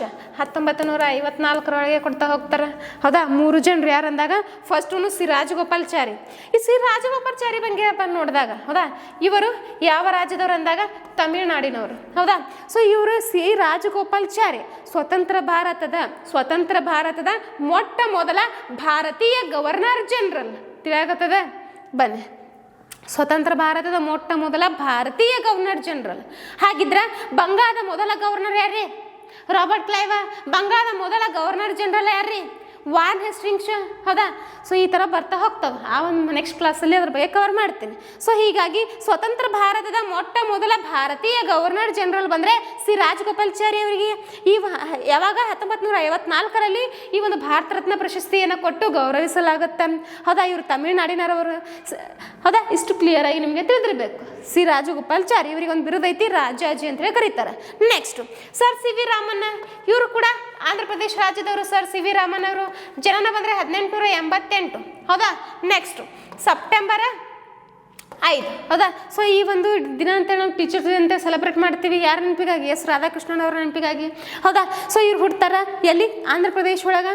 ಎಸ್ ರಾಧಾಕೃಷ್ಣನ್ ಅವರು. ಇವರು ಭಾರತದ ಮೊಟ್ಟ ಮೊದಲ ಉಪರಾಷ್ಟ್ರಪತಿ ಆದವರು, ಹೌದಾ. So S Radhakrishnan. Next sir C V. Raman ಅಂತ ಹೇಳಿ ಬರ್ತಾರ. ಇವರು ಒಬ್ಬ ಪ್ರಮುಖ ವಿಜ್ಞಾನಿ. ಇವರು ಕೂಡ ತಮಿಳುನಾಡಿನವರು, ಹೌದಾ. ಸೊ ಇವ್ರು ಏನು ಮಾಡ್ತಾರೆ ಅಂದಾಗ 1928 ಫೆಬ್ರವರಿ 28 ಹೌದಾ 28 ಬೆಂಗಳೂರಿನ ಸೆಂಟ್ರಲ್ ಕಾಲೇಜಿನಲ್ಲಿ ಒಂದು ಸಿದ್ಧಾಂತವನ್ನು ಮಂಡಿಸ್ತಾ ಬರ್ತಾರೆ. ಅದುವೇ ಸ್ಕ್ಯಾಟ್ರಿಂಗ್ ಆಫ್ ಲೈಟ್, ಹೌದಾ. ಇದು ಒಂದು ಸಿದ್ಧಾಂತವನ್ನು ಮಂಡಿಸ್ತಾ ಬರ್ತಾರೆ. ಇವರ ಈ ಒಂದು ಸಾಧನೆಗೆ ಈ ಒಂದು ಭಾರತ ರತ್ನ ಪ್ರಶಸ್ತಿ, ಈ ಒಂದು ಸಾಧನೆಗೆ 1930 ಅವರಿಗೆ ನೋಬೆಲ್ ಪ್ರಶಸ್ತಿಯನ್ನು ಕೊಡ್ತಾ ಹೋಗ್ತಾರೆ. ಯಾರಿಗೆ? Sir C V. ರಾಮನ್ ಅವರಿಗೆ. ಕೇಳಿರ್ತೀರ ಅವ್ರ ಹೆಸರು, ಹೌದಾ. ಚಂದ್ರಶೇಖರ ವೆಂಕಟ ರಾಮನ್ ಅಂತೇಳಿ ಫುಲ್ ಹೆಸರು ಅವ್ರದ್ದು, ಹೌದಾ. ಸೊ ಅವ್ರಿಗೆ ಭಾರತ ರತ್ನ ಕೊಟ್ಟಿದ್ದು 1954, ನೋಬೆಲ್ ಕೊಟ್ಟಿದ್ದು 1930. ಯಾವ ಸಾಧನೆ? ಸ್ಕ್ಯಾಟ್ರಿಂಗ್ ಆಫ್ ಲೈಟ್ ಎಂಬ ಸಿದ್ಧಾಂತವನ್ನು ಮಂಡಿಸ್ತಾ ಬರ್ತಾರೆ. ಬೆಳಕಿನ ಅಸಂಸಕ್ತ ಚದುರುವಿಕೆ ಸಿದ್ಧಾಂತ. ಇರಲಿ. ಕ್ಲಿಯರ್ ಆಯಿತು. ಸೊ ಅಲ್ಲಿ ಕ್ವಶನ್ಸ್ ಕೇಳಿದಾನೆ, ನಿಮ್ಗೇನು ಕೇಳಿದಾನ ಈ ಹಿಂದೆ? ಈ ಕೆಳಕಂಡವರಲ್ಲಿ ಭಾರತ ರತ್ನ ಪ್ರಶಸ್ತಿ ಪಡೆದ ಮೊದಲಿಗರು ಬಂದಾಗ ಹೌದಾ? ಸೊ ಈ ಒಂದು ಆಪ್ಷನ್ಗಳಲ್ಲಿ ಮೊದಲಿಗರು ಯಾರದಾರ? ಎಸ್ ರಾಧಾಕೃಷ್ಣನ್ ಅದಾರ. ಭಗವಂತ ದಾಸರು ಕೊಟ್ಟಿದ್ರನ? ಇಲ್ಲ. ಇವರಿಗೆ 1955ರಲ್ಲಿ ಕೊಡ್ತಾರೆ, ನೆಕ್ಸ್ಟ್ ಇಯರೇ ಕೊಡ್ತಾರೆ ಭಗವಂತ ದಾಸ್. ನೆಕ್ಸ್ಟ್ ಜವಾಹರ್ಲಾಲ್ ನೆಹರು, ಇವರಿಗೂ ಸಹಿತ 1955ರಲ್ಲೇ ಕೊಡ್ತಾರೆ ಈ ಭಗವಂತ ದಾಸ್ ಜೊತೆಯಲ್ಲೇ, ಹೌದಾ? ನೆಕ್ಸ್ಟ್ ಭಗತ್ ಸಿಂಗ್, ಇವರಿಗೆ ಭಾರತ ರತ್ನ ಪ್ರಶಸ್ತಿ ಕೊಟ್ಟಿಲ್ಲ. ಕ್ಲಿಯರ್ ಅಲ್ಲಾಗತ್ತದ? ಬನ್ನಿ ನೆಕ್ಸ್ಟ್ ಕ್ವಶನ್ ನೋಡೋಣ. ಎಸ್, ರಾಮ್ಸರ್ ಸಮಾವೇಶವು ಯಾವುದಕ್ಕೆ ಸಂಬಂಧಿಸಿದೆ ಅಂತ ಹೇಳಿದೆ, ಹೌದಾ? ಸೊ ಆಪ್ಷನ್ ಕಾಣ್ತಿದ್ದಾವೆ ನಿಮಗೆ. ರಾಷ್ಟ್ರೀಯ ಉದ್ಯಾನವನಗಳ ಸಂರಕ್ಷಣೆ, ಗದ್ದೆಗಳ ಸಂರಕ್ಷಣೆ, ನೆಕ್ಸ್ಟ್ ವನ್ಯಜೀವಿ ಅಭಯಾರಣ್ಯಗಳ ಸಂರಕ್ಷಣೆ, ಲಾಸ್ಟ್ ಒನ್ ಅಳಿವಿನಂಚಿನಲ್ಲಿರುವ ಜಾತಿಗಳ ಸಂರಕ್ಷಣೆ. ಸೊ ಗೆಸ್ ಮಾಡ್ರಿ, ಹೇಳಿದ್ದೀನಿ ಭಾಳ ಸತಿ ಹೇಳಿದ್ದೀನಿ ರಾಮ್ಸರ್ ತಾಣಗಳ ಬಗ್ಗೆ. ಸೊ ಗೆಸ್ ಮಾಡ್ರಿ, ರಾಮ್ಸರ್ ಎಂಬ ಸಮಾವೇಶವು ಯಾವುದಕ್ಕೆ ಸಂಬಂಧಪಟ್ಟಿದೆ? ಗದ್ದೆಗಳ ಸಂರಕ್ಷಣೆ. ಏನಿದು ರಾಮ್ಸರ್ ಬಗ್ಗೆ ತಿಳ್ಕೊಳ್ಳೋಣ ಬನ್ನಿ. S, so Ramsar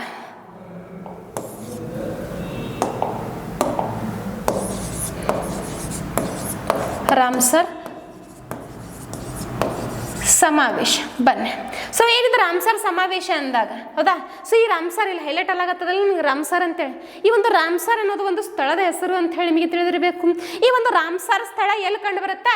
Iran. ಇಲ್ಲಿ ಕಾಣ್ತಿದೆ ನೋಡ್ರಿ, ಒಂದು ಮ್ಯಾಪ್ ಹಾಕಿದ್ದೀನಿ. ಸೊ ಇರಾನ್ ಕಂಟ್ರಿ ಇದೆ. ಇರಾನಲ್ಲಿ ಕಂಡು ಬರೋ ಒಂದು ಸ್ಥಳ ಯಾವುದು? ರಾಮ್ಸರ್ ಅಂತೇಳಿ ಒಂದು ಪ್ಲೇಸ್ ರೀ.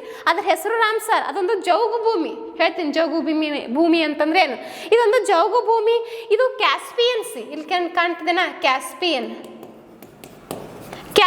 ಸಿಗೆ ಹೊಂದಿಕೊಂಡಂತೆ ಈ ಒಂದು ಸ್ಥಳ ಕಂಡು ಬರ್ತೈತಿ. ಇದೊಂದು ಜೌಗು ಭೂಮಿ. ಈ ಒಂದು ಸ್ಥಳದೊಳಗ ಮೊಟ್ಟ ಮೊದಲ ಬಾರಿಗೆ 1971 ಫೆಬ್ರವರಿ 2, ಹೌದಾ? ಈ ಡೇಟ್ ಅಂದ್ರೆ ಏನಾಗ್ತದೆ ಅಂತಂದ್ರೆ ಒಂದು ಸಮಾವೇಶವನ್ನ ಕೈಗೊಳ್ತಾ ಬರ್ತಾರೆ ಯುನೆಸ್ಕೋನ ಸದಸ್ಯ ರಾಷ್ಟ್ರಗಳು ಸೇರಿ, ಹೌದಾ? ಆ ಒಂದು ಸಮಾವೇಶ ಇದುವೇ ರಾಮ್ಸರ್ ಸಮಾವೇಶ ಅಂತೇಳಿ ಕರಿತೀವಿ ನಾವು, ಹೌದಾ? ರಾಮ್ಸರ್ ಸ್ಥಳ ನಡೆದೈತಿ, ಅದಕ್ಕೆ ರಾಮ್ಸರ್ ಸಮಾವೇಶ ಅಂತೇಳಿ ಕರಿತೀವಿ. ಯಾವಾಗ ನಡೆದ? 1971 ಫೆಬ್ರವರಿ 2, ಹೌದಾ? ಸೊ ಈ ಒಂದು ಸ್ಥಳದೊಳಗ ಒಂದು ಚರ್ಚೆಯನ್ನ ಮಾಡ್ತಾ ಬರ್ತಾರೆ, ಸಮಾವೇಶವನ್ನು ಕೈಗೊಳ್ತಾರೆ. ಯಾವುದರ ಕುರಿತಾಗಿ ಅಂದಾಗ ಜೌಗು ಭೂಮಿಗಳ ಕುರಿತಾಗಿ ಅಥವಾ ಜೌಗು ತಾಣಗಳ ಕುರಿತಾಗಿ, ಹೌದಾ? ವೆಟ್ಲ್ಯಾಂಡ್ಸ್ ಅಂತೇಳಿ ಕರಿತೀವಿ, ವೆಟ್ಲ್ಯಾಂಡ್ಸು, ಅದರ ಕುರಿತು ಚರ್ಚೆ ಮಾಡ್ತಾರೆ. ಆ ನಂತರ ಒಂದು ಘೋಷಣೆಯನ್ನು ಹೊರಡಿಸ್ತಾ ಬರ್ತಾರೆ. ಜೌಗು ಭೂಮಿ, ಈ ಒಂದು ಜೌಗು ತಾಣಗಳಿಗಾಗಿನೇ ಒಂದು ಸಮಾವೇಶ ಮಾಡಿವಿ. ಸೊ ಇದಕ್ಕಾಗಿನೇ ಒಂದು ರಾಮ್ಸರ್ ಪಟ್ಟಿ ರೆಡಿ ಮಾಡೋಣ ಅಂತ ಹೇಳಿ ಘೋಷಣೆ ಮಾಡ್ತಾ ಬರ್ತಾರೆ, ಹೌದಾ? ಹೀಗಾಗಿ ಅದನ್ನು ನಾವು ರಾಮ್ಸರ್ ಸಮಾವೇಶ ಅಂತೇಳಿ ಕರಿತೀವಿ. ಮೊಟ್ಟ ಮೊದಲ ಬಾರಿಗೆ ಜಗತ್ತಿನಲ್ಲಿ ಜೌಗು ತಾಣಗಳ ಸಂರಕ್ಷಣೆ ಕುರಿತಾಗಿ ಒಂದು ಸಮಾವೇಶ ನಡೀತಾ ಬರ್ತೈತಿ, ಅದುವೇ ರಾಮ್ಸರ್ ಸಮಾವೇಶ, ಹೌದಾ? ಸೊ ಹೀಗಾಗಿ ಪ್ರತಿ ವರ್ಷ ಫೆಬ್ರವರಿ 2 ಈ 2 ವರ್ಲ್ಡ್ ವೆಟ್ಲ್ಯಾಂಡ್ ಡೇ ಅಂತೇಳಿ ಸೆಲೆಬ್ರೇಟ್ ಮಾಡ್ತಾ ಬರ್ತೀವಿ, ಹೌದಾ? ವೆಟ್ಲ್ಯಾಂಡ್ ಡೇ,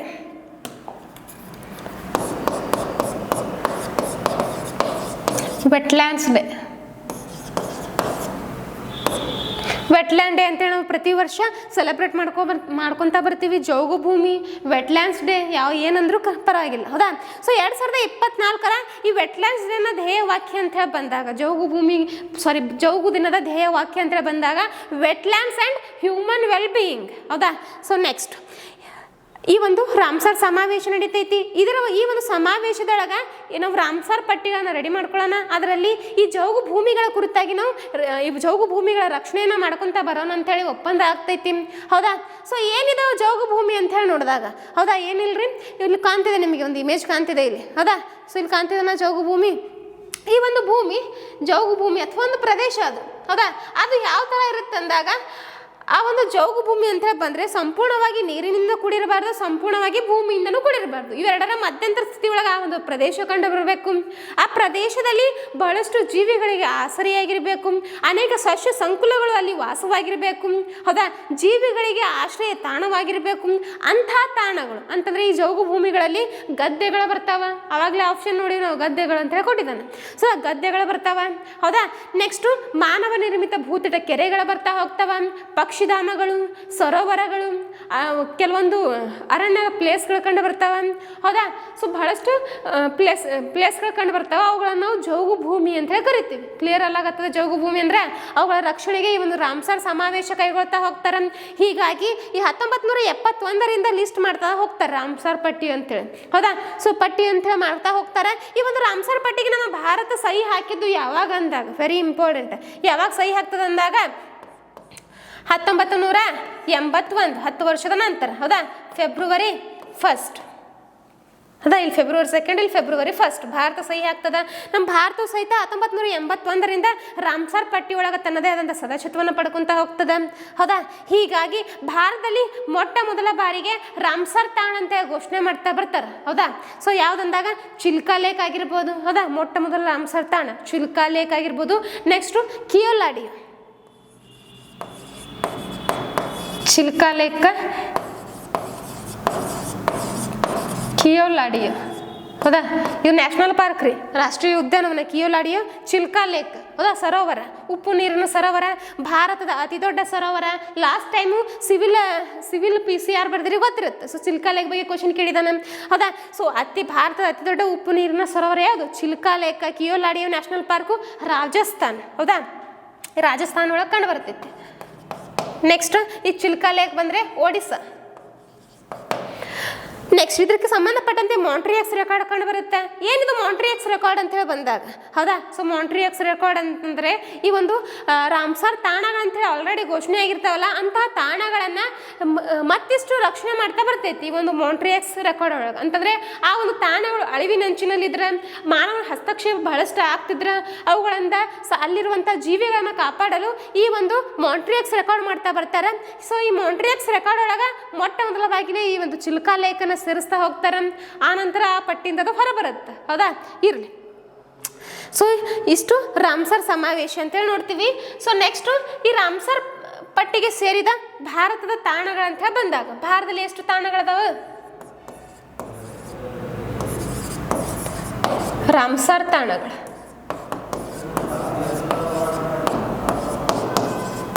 ಒಟ್ಟು ಎಷ್ಟಿದಾವ ಭಾರತದಲ್ಲಿ? 85 ರಾಮ್ಸರ್ ತಾಣಗಳದಾವ. ಹೌದಾ? ಕ್ಲಿಯರ್ ಆಗಿ ನೋಡ್ರೆ ಎಕ್ಸಾಮಿಗೆ ತುಂಬ ಇಂಪಾರ್ಟೆಂಟ್.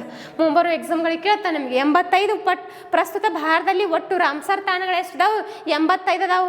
ಕರ್ನಾಟಕ ಅಂತ ಹೇಳಿ ಬಂದಾಗ ಕರ್ನಾಟಕದಲ್ಲಿ ಎಷ್ಟಿದಾವೆ? 4 ಇದಾವೆ. ಚರ್ಚೆ ಮಾಡೋಣ ಬನ್ನಿ. ಸೊ ಭಾರತದಲ್ಲಿ 85 ರಾಮ್ಸರ್ ತಾಣಗಳಿದಾವೆ. ಇತ್ತೀಚೆಗೆ ಇದೇ ವರ್ಷ 2024ರಲ್ಲಿ 10 ರಾಮ್ಸರ್ ತಾಣಗಳಿಗೆ ಅಂತಂದರೆ 10 ತಾಣಗಳು ಈ ಒಂದು ರಾಮ್ಸರ್ ಪಟ್ಟಿಗೆ ಸೇರಿಸ್ತಾ ಬರ್ತಾರೆ. ಸೊ ಎಕ್ಸಾಮ್ ಪರ್ಪಸ್ ತುಂಬಾ ಇಂಪಾರ್ಟೆಂಟ್. ಹೌದಾ? ಬನ್ನಿ ನೋಡೋಣ. ಒಂದು 10 ಈ 75 ಈಗ ಮತ್ತೆ ಇದೇ ವರ್ಷ 10 ಸೇರಿಸ್ತಾ ಹೋಗ್ತಾರೆ, 85 ಆಗ್ತವೆ. ಹೌದಾ? ಸೊ ನೆಕ್ಸ್ಟು 75 ಆಗಿಲ್ಲ, ಈಗ 76ನೇ ರಾಮ್ಸರ್ ತಾಣ. ಹೌದಾ? 76. ಸೊ 76ನೇ ರಾಮ್ಸರ್ ತಾಣ ಯಾವ್ದು ಅಂದಾಗ ಯಾವ್ದು 76ನೇ ರಾಮ್ಸರ್ ತಾಣ ಓದಿಲ್ಲ? ನಮ್ದೇ ರೀ ಕರ್ನಾಟಕ. ಬನ್ನಿ. ಸೊ ಕರ್ನಾಟಕ ಒಳಗೆ ನಮ್ಮದೇ ಕರ್ನಾಟಕದಲ್ಲಿ 3 ರಾಮ್ಸರ್ ತಾಣಗಳಿಗೆ ಹೆಸರು ಕೊಡ್ತಾ ಹೋಗ್ತಾರೆ. ಸೊ ಅದರೊಳಗೆ ಒಂದು ಬಂದರೆ ಅಘನಾಶಿನಿ.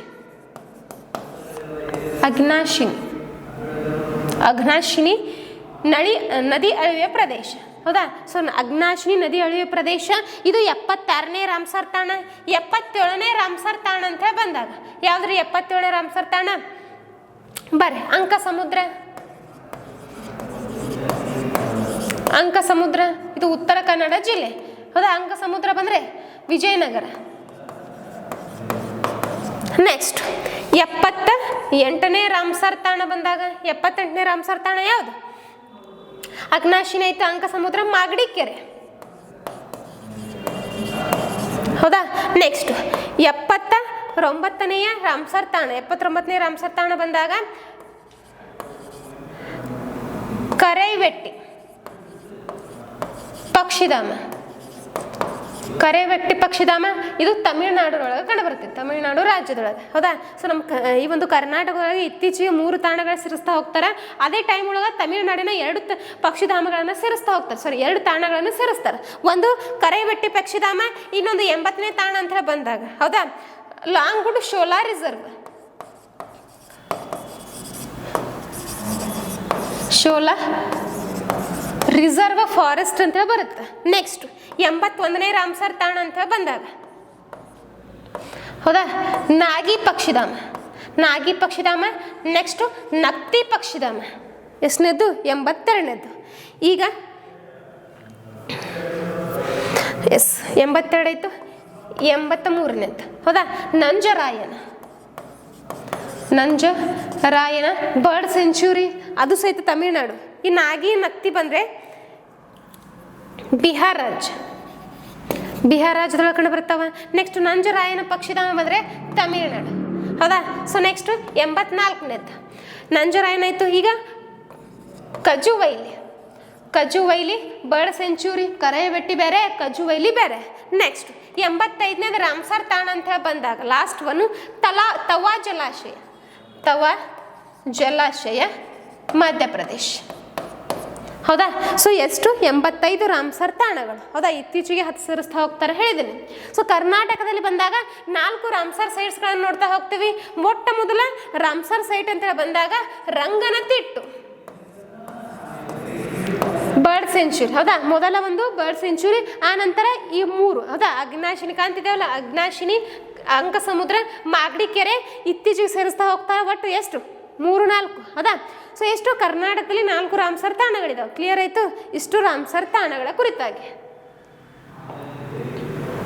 ಸೊ ಬನ್ನಿ, ಇಲ್ಲಿ ಒಂದು ಲಿಸ್ಟ್ ಹಾಕೊಂಡಿದ್ದೀನಿ ರಾಮ್ಸರ್ ತಾಣಗಳ ಕುರಿತಾಗಿ. ಹೌದಾ, ಯಾವ್ಯಾವ ರಾಜ್ಯಗಳು ಎಷ್ಟೆಷ್ಟು ರಾಮ್ಸರ್ ತಾಣಗಳನ್ನು ಒಳಗೊಂಡಿದ್ದಾವೆ. ಹೌದಾ, ಭಾರತದಲ್ಲಿ ಟೋಟಲ್ ಬಂದರೆ 85 ರಾಮ್ಸರ್ ತಾಣಗಳು. ಕರ್ನಾಟಕ ಅಂತ ಹೇಳಿ ಬಂದರೆ ಇಲ್ಲಿ ಕಾಣ್ತಿದೆ ನೋಡ್ರಿ, ಕರ್ನಾಟಕ ಎಲ್ಲಿ? ಎಸ್, 4 ರಾಮ್ಸರ್ ಸೈಟ್ಸ್ಗಳನ್ನು ನೋಡ್ತಾ ಬರ್ಬೋದು. ಸೊ ನೋಡ್ಕೊರಿ ಇವು. ಹೌದಾ, ರಾಜ್ಯವಾರು ಅದಾವ. ಸೊ ಕ್ಲಾಸ್ ಮುಗ್ದಾದ ತಕ್ಷಣ ನೋಡ್ಕೊರಿ. ಹೌದಾ, ಸೊ ಕರ್ನಾಟಕದಲ್ಲಿ 4 ಇದಾವೆ. ಗೋವಾ ಒಳಗೆ ನಂದಾ ಇದೆ. ಹೌದಾ, ಮಧ್ಯಪ್ರದೇಶ ಒಳಗೆ ಭೋಜ್ ವೆಟ್ಲ್ಯಾಂಡ್, ಸಿರ್ಪುರ್ ವೆಟ್ಲ್ಯಾಂಡ್, ಗುಜರಾತ್ ಒಳಗೆ ನಲ್ ಸರೋವರ. ಹೌದಾ, ಸೊ ರಾಮ್ಸರ್ ತಾಣಗಳ ಅಂತ ಬಂದಾಗ ಅತಿ ದೊಡ್ಡ ರಾಮ್ಸರ್ ತಾಣ ಯಾವುದಂದಾಗ ಸುಂದರಬನ್ಸ್. ಇಲ್ಲಿ ಕಾಣ್ತಿದೆ ನೋಡ್ರಿ, ವೆಸ್ಟ್ ಬಂಗಾಳ ಸುಂದರಬನ್ಸ್ ವೆಟ್ಲ್ಯಾಂಡ್ ಭಾರತದ ಅತಿ ದೊಡ್ಡ ರಾಮ್ಸರ್ ತಾಣ. ಅತಿ ಚಿಕ್ಕ ರಾಮ್ಸರ್ ತಾಣ ಅಂತ ಬಂದಾಗ ರೇಣುಕಾ ವೆಟ್ಲ್ಯಾಂಡ್. ಹೌದಾ, ಹಿಮಾಚಲ ಪ್ರದೇಶ ಒಳಗೆ ಕಂಡು ಬರ್ತಾ ಹೋಗುತ್ತೆ. ಮೊಟ್ಟ ಮೊದಲ ಬಾರಿಗೆ ರಾಮ್ಸರ್ ತಾಣ ಅಂತ ಘೋಷಣೆ ಮಾಡಿರುವ ಭಾರತದ ಸ್ಥಳಗಳು ಅಥವಾ ಸ್ಥಳಗಳಂತ ಬಂದಾಗ, ತಾಣಗಳಂತ ಬಂದಾಗ ಸೊ 2 ಅದಾವ. ಒಂದು ಕಿಯೋಲಾಡಿಯಾ ನ್ಯಾಷನಲ್ ಪಾರ್ಕ್ ರಾಜಸ್ಥಾನ ಒಳಗೆ ಕಂಡು ಬರುತ್ತೆ. ಹೌದಾ, ಇನ್ನೊಂದು ಒಡಿಸ್ಸಾ ಬಂದರೆ ಚಿಲ್ಕಾ ಲೇಕ್. ಹೌದಾ, ಚಿಲ್ಕಾ ಲೇಕ್. ಸೊ ಇವು ಮೊಟ್ಟ ಮೊದಲ ಬಾರಿಗೆ ಘೋಷಣೆ ಮಾಡ್ತಾ ಬರ್ತಾರೆ. ನೆಕ್ಸ್ಟ್ ಹೌದಾ, ಅತಿ ದೊಡ್ಡದಾಯಿತು, ಅತಿ ಚಿಕ್ಕದಾಯಿತು. ಈಗ ಮೊಟ್ಟ ಮೊದಲಿಗೆ ಆಯಿತು. ಈ ಕರ್ನಾಟಕದಲ್ಲಿ ಮೊಟ್ಟ ಮೊದಲ ರಾಮ್ಸರ್ ತಾಣವನ್ನಾಗಿ ಯಾವುದನ್ನ ಸೇರಿಸ್ತಾ ಬರ್ತಾರೆ ಅಂದಾಗ ರಂಗನತಿಟ್ಟು. ಹೌದಾ, ಇತ್ತೀಚೆಗೆ ಅಂಕ ಸಮುದ್ರ, ಅಗ್ನಾಶಿನಿ, ಮಾಗಡಿ ಕೆರೆ. ಹೌದಾ, ಸೊ ಇಷ್ಟು ಕ್ಲಿಯರಾಗಿ ತಿಳಿದಿರಬೇಕು. ಕ್ಲಿಯರ್ ಆಯಿತು? ಸೊ ನೋಡ್ಕೊರಿ, ನೀವು ಇವುಗಳನ್ನು ನೋಡ್ಕೊರಿ. ಎಸ್, 5ನೇ ಕ್ವಶನ್. ಈ ಕೆಳಗಿನ ಯಾವ ಅಂತಾರಾಷ್ಟ್ರೀಯ ಟೆನ್ನಿಸ್ ಪಂದ್ಯಾವಳಿಯನ್ನು ಹುಲ್ಲು ಅಂಕಣದಲ್ಲಿ ನಡೆಸಲಾಗುತ್ತದೆ? ಹುಲ್ಲು. ಹೌದಾ, ಸೊ ಇಲ್ಲಿ ಹೈಲೈಟ್ ಆಗ್ತದೆ ಹುಲ್ಲು. ಹೇಳಿ ನಾನು ಕ್ಲಾಸಲ್ಲಿ, ಬನ್ನಿ ನೋಡೋಣ. ಸೊ ಆಪ್ಷನ್ ನೋಡ್ರಿ, Wimbledon open, Australian open, French open, US open. ಸರಿಯಾದ ಉತ್ತರ ಯಾವುದಂದಾಗ ಯಾವುದು? ಹುಲ್ಲು ಅಂಕಣದಲ್ಲಿ ಯಾವ ಆಟ ಆಡ್ತಾ ಹೋಗ್ತಾರೆ? ವಿಂಬಲ್ಡನ್. ಹೌದಾ, ಗ್ರಾಸ್ ಕೋರ್ಟ್. ಕ್ಲಿಯರ್ ಅಲ್ಲಾಗತ್ತದೆ. ಅದೇ ಥರ ಕ್ಲೇ ಕೋರ್ಟ್ ಬಂದರೆ ಫ್ರೆಂಚ್ ಓಪನ್. ಹೌದಾ, ಸೊ ಇಲ್ಲಿದೆ ನೋಡಿ, French open, clay court. Australian open hard court, US open hard court. ಬನ್ನಿ, ಆಸ್ಟ್ರೇಲಿಯನ್ ಓಪನ್. ಹೌದಾ, ಇದು ಸ್ಥಾಪನೆ ಆಗೋದು 1905. ನೆಕ್ಸ್ಟ್ ಇದು ಫ್ರೆಂಚ್ ಓಪನ್. ಹೌದಾ, ಇದು ಫ್ರೆಂಚ್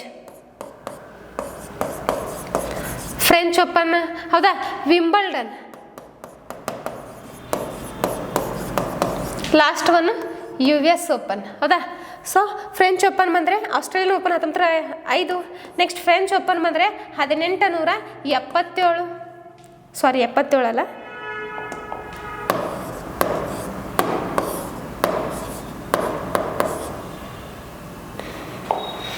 1891.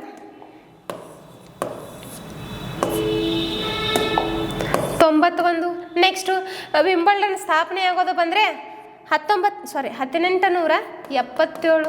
Next US open 1881. ಹೌದಾ, ಸೊ ಯಾವ ಒಂದು ಸ್ಥಳ ಆಸ್ಟ್ರೇಲಿಯಾದ? ಮೆಲ್ಬೋರ್ನ್. ನೆಕ್ಸ್ಟ್ ಫ್ರೆಂಚ್ನ ಪ್ಯಾರಿಸ್.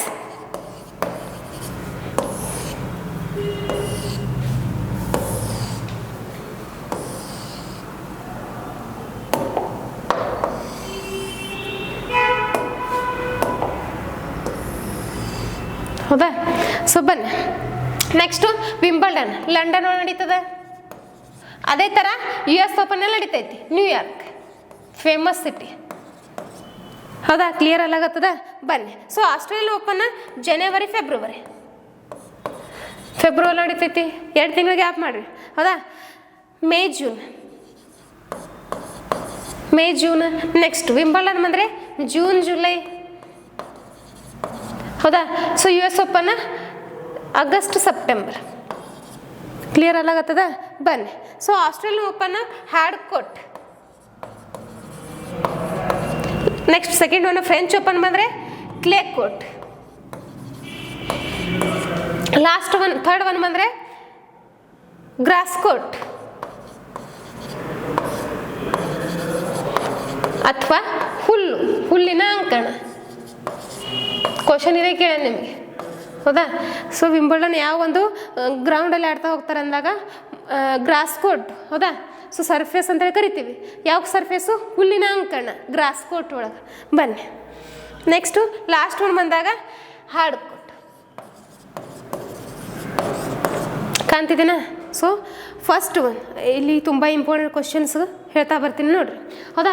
ವರ್ಷದಲ್ಲಿ ಟೆನ್ನಿಸ್ಗಂತಾನೆ 4 ಆಟಗಳು ನಡೀತಾ ಹೋಗ್ತವೆ. ಹೌದಾ? ಇಲ್ಲಿ ಕಾಣ್ತಿದೆ ನೋಡ್ರಿ, ಹುಲ್ಲಿನ ಅಂಕಣ ಐತಾ. ಸೊ ಟೆನ್ನಿಸ್ ಗ್ರ್ಯಾಂಡ್ ಸ್ಲಾಮ್ಸ್ ಅಂತ ಬರ್ತಾವೆ. ವರ್ಷದಲ್ಲಿ 4 ಆಟಗಳನ್ನ ಆಡ್ತಾ ಹೋಗ್ತಾರೆ. ಹೌದಾ? ಸೊ 4 ಆಟಗಳು ಬಂದಾಗ ಆಸ್ಟ್ರೇಲಿಯನ್, ಫ್ರೆಂಚು, ವಿಂಬಲ್ಡನ್, US. ಹೌದಾ? ಸೊ ಸ್ಥಾಪನೆ ಆಗಿದ್ದು ಹೇಳಿದ್ದೀನಿ 1905. ಫ್ರೆಂಚ್ ಓಪನ್ 1891ರಲ್ಲಿ ಸ್ಥಾಪನೆ ಆಗ್ತಾ ಬರುತ್ತೆ. ವಿಂಬಲ್ಡನ್ 1877. ಅದೇ ಥರ US ಓಪನ್ ಬಂದರೆ 1881. ಲಾಸ್ಟ್ ಕ್ಲಾಸಲ್ಲಿ ಇದ್ರ ಬಗ್ಗೆ ಡಿಸ್ಕಷನ್ ಮಾಡಿದ್ದೀನಿ, ನೋಡ್ಕೊರಿ. ಹೌದಾ? ಸೊ ಯಾವ ವರ್ಷ ಸ್ಥಾಪನೆ ಆಗ್ಯದ, ಯಾವ ಸ್ಥಳದಲ್ಲಿ ನಡೀತೈತಿ, ಯಾವ ತಿಂಗಳ ಒಳಗೆ ನಡೆಸ್ತಾ ಬರ್ತಾರೆ, ಜೊತೆಗೆ ಯಾವ ಒಂದು ಸರ್ಫೇಸ್ ಒಳಗೆ ನಡೀತಾ ಬರ್ತೈತಿ. ಸರ್ಫೇಸ್ಗಳ ಮೇಲೆ ಕ್ವಶನ್ ಕೇಳಿದ್ದಾನೆ, ಈ ಹಿಂದೆ ಕೇಳ ನೋಡ್ರಿ. ಇದೆ ಹೌದು, ಗ್ರಾಸ್ ಕೋರ್ಟ್, ಹುಲ್ಲಿನ ಕೋರ್ಟ್, ವಿಂಬಲ್ಡನ್ ನಡೀತಾ ಬರುತ್ತೆ. ಅದಕ್ಕಾಗಿ ನಿಮಗೆ ಬೇಸಿಕ್ಕಾಗಿ ಹೇಳಿದ್ದೀನಿ, ಬೇಸಿಕ್ ನಾಲೆಜಲ್ಲೇ ಕ್ವಶನ್ಸ್ಗಳನ್ನು ಕೇಳ್ತಾ ಬರ್ತಾನೆ ರೀ ನಿಮಗೆ, ಅದಕ್ಕಾಗಿ. ಹೌದಾ? ಸೊ ಮತ್ತಿನ್ನೇನು ಕೇಳ್ತಾನೆ ಅಂದಾಗ ವಿಂಬಲ್ಡನ್. ಹೌದಾ? ಅತಿ ಹಳೆಯ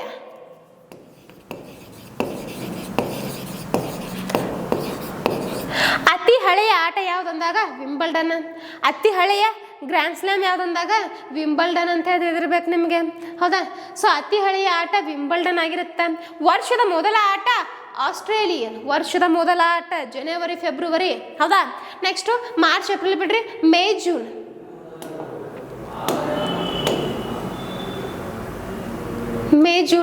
ಹೌದಾ?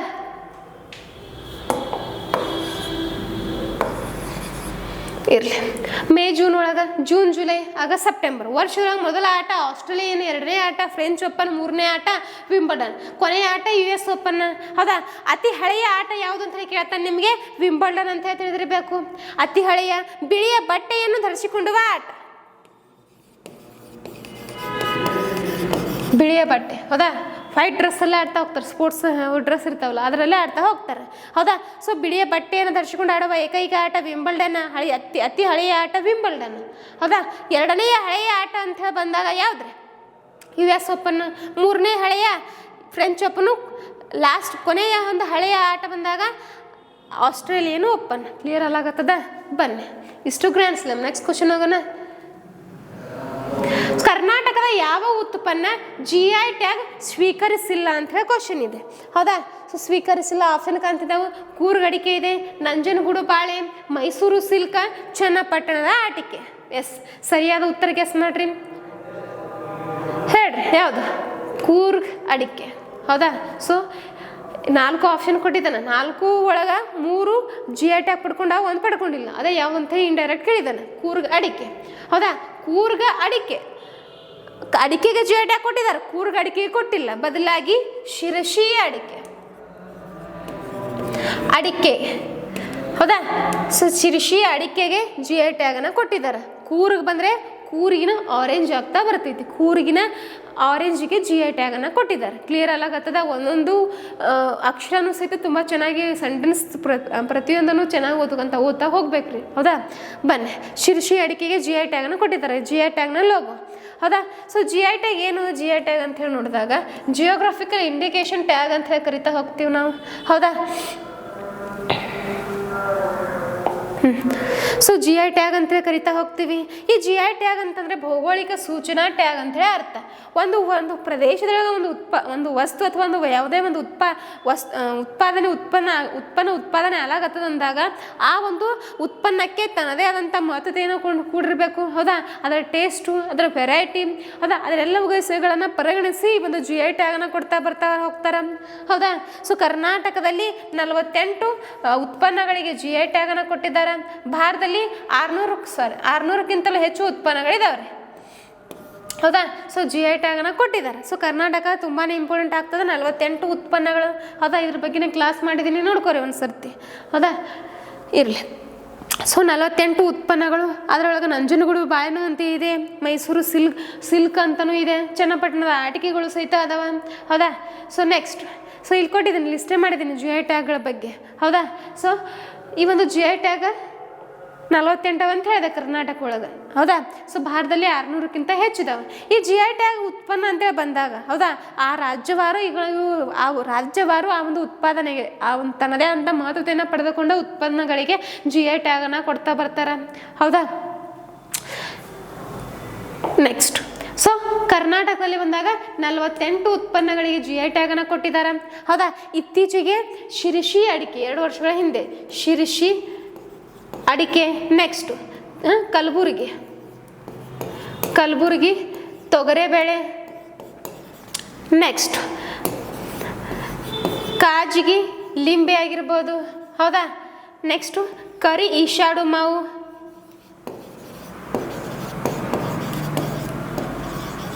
ಇವೆಲ್ಲ ರೀಸೆಂಟಾಗಿ ಕೊಟ್ಟಿದ್ದಾರೆ. ಹೌದಾ, ಇಲ್ಲಿ ಕಾಣ್ತಿದೆ ನೋಡಿ, 48 ಉತ್ಪನ್ನಗಳು ಕರ್ನಾಟಕದಲ್ಲಿ ಜಿ ಐ ಟ್ಯಾಗ್ ಪಡೆದ 48 ಉತ್ಪನ್ನಗಳ ಬಗ್ಗೆ ಕೊಟ್ಟಿದ್ದೀನಿ. ಈ ಹಿಂದೆ ಕ್ಲಾಸ್ ಮಾಡಿದ್ದೀನಿ, ಅಲ್ಲಿ ಚಿತ್ರ ಸಹಿತ ಕೊಟ್ಟಿದ್ದೀನಿ. ಒಂದು ಸರ್ತಿ ನೀವು ಕ್ಲಾಸ್ ಮಾಡಿದ್ರೆ ಸಾಕು. ಬನ್ನಿ, ಸೊ ಬೀದರ್ ಅಂತ ಬಂದಾಗ ಬಿದಿರಿ ಕಲೆ ಫೇಮಸ್ ಆಗ್ತಾ ಬರುತ್ತೆ. ಬಿದಿರಿ ಕಲೆ, ಲೋಹದ ಕಲೆ. ಹೌದಾ, ನೆಕ್ಸ್ಟ್ ಕಲಬುರಗಿ, ಯಾದಗಿರಿ ಆ ಕಡೆ ಇಲ್ಲ, ಈ ಕಡೆ ಬನ್ನಿ. ಹೌದಾ, ಸೊ ಬಿದಿರಿ ಕಲೆ ಆಗಿರ್ಬೋದು. ನೆಕ್ಸ್ಟು ದೇವನಹಳ್ಳಿ. ಹೌದಾ, ಬೆಂಗಳೂರು ಈ ಒಂದು ರೂರಲ್ ಭಾಗದಲ್ಲಿ ಈ ಒಂದು ದೇವನಹಳ್ಳಿ ಪೆಮೋಲು ಚೊಕ್ಕೊತ್ತಗಳನ್ನು ಬೆಳೀತಾ ಹೋಗ್ತಾರೆ. ಹೌದಾ, next Ganjifa cards of Mysuru ಒಳಗೆ ಈ ಒಂದು ಗಂಜಿಫಾ ಕಾರ್ಡ್ಸ್ನ ಲೋಗೋ ಜೊತೆಗೆ ಅದರ ಉತ್ಪನ್ನಕ್ಕೂ ಸಹಿತ ಜಿ ಐ ಟ್ಯಾಗನ್ನು ಕೊಟ್ಟಿದ್ದಾರೆ.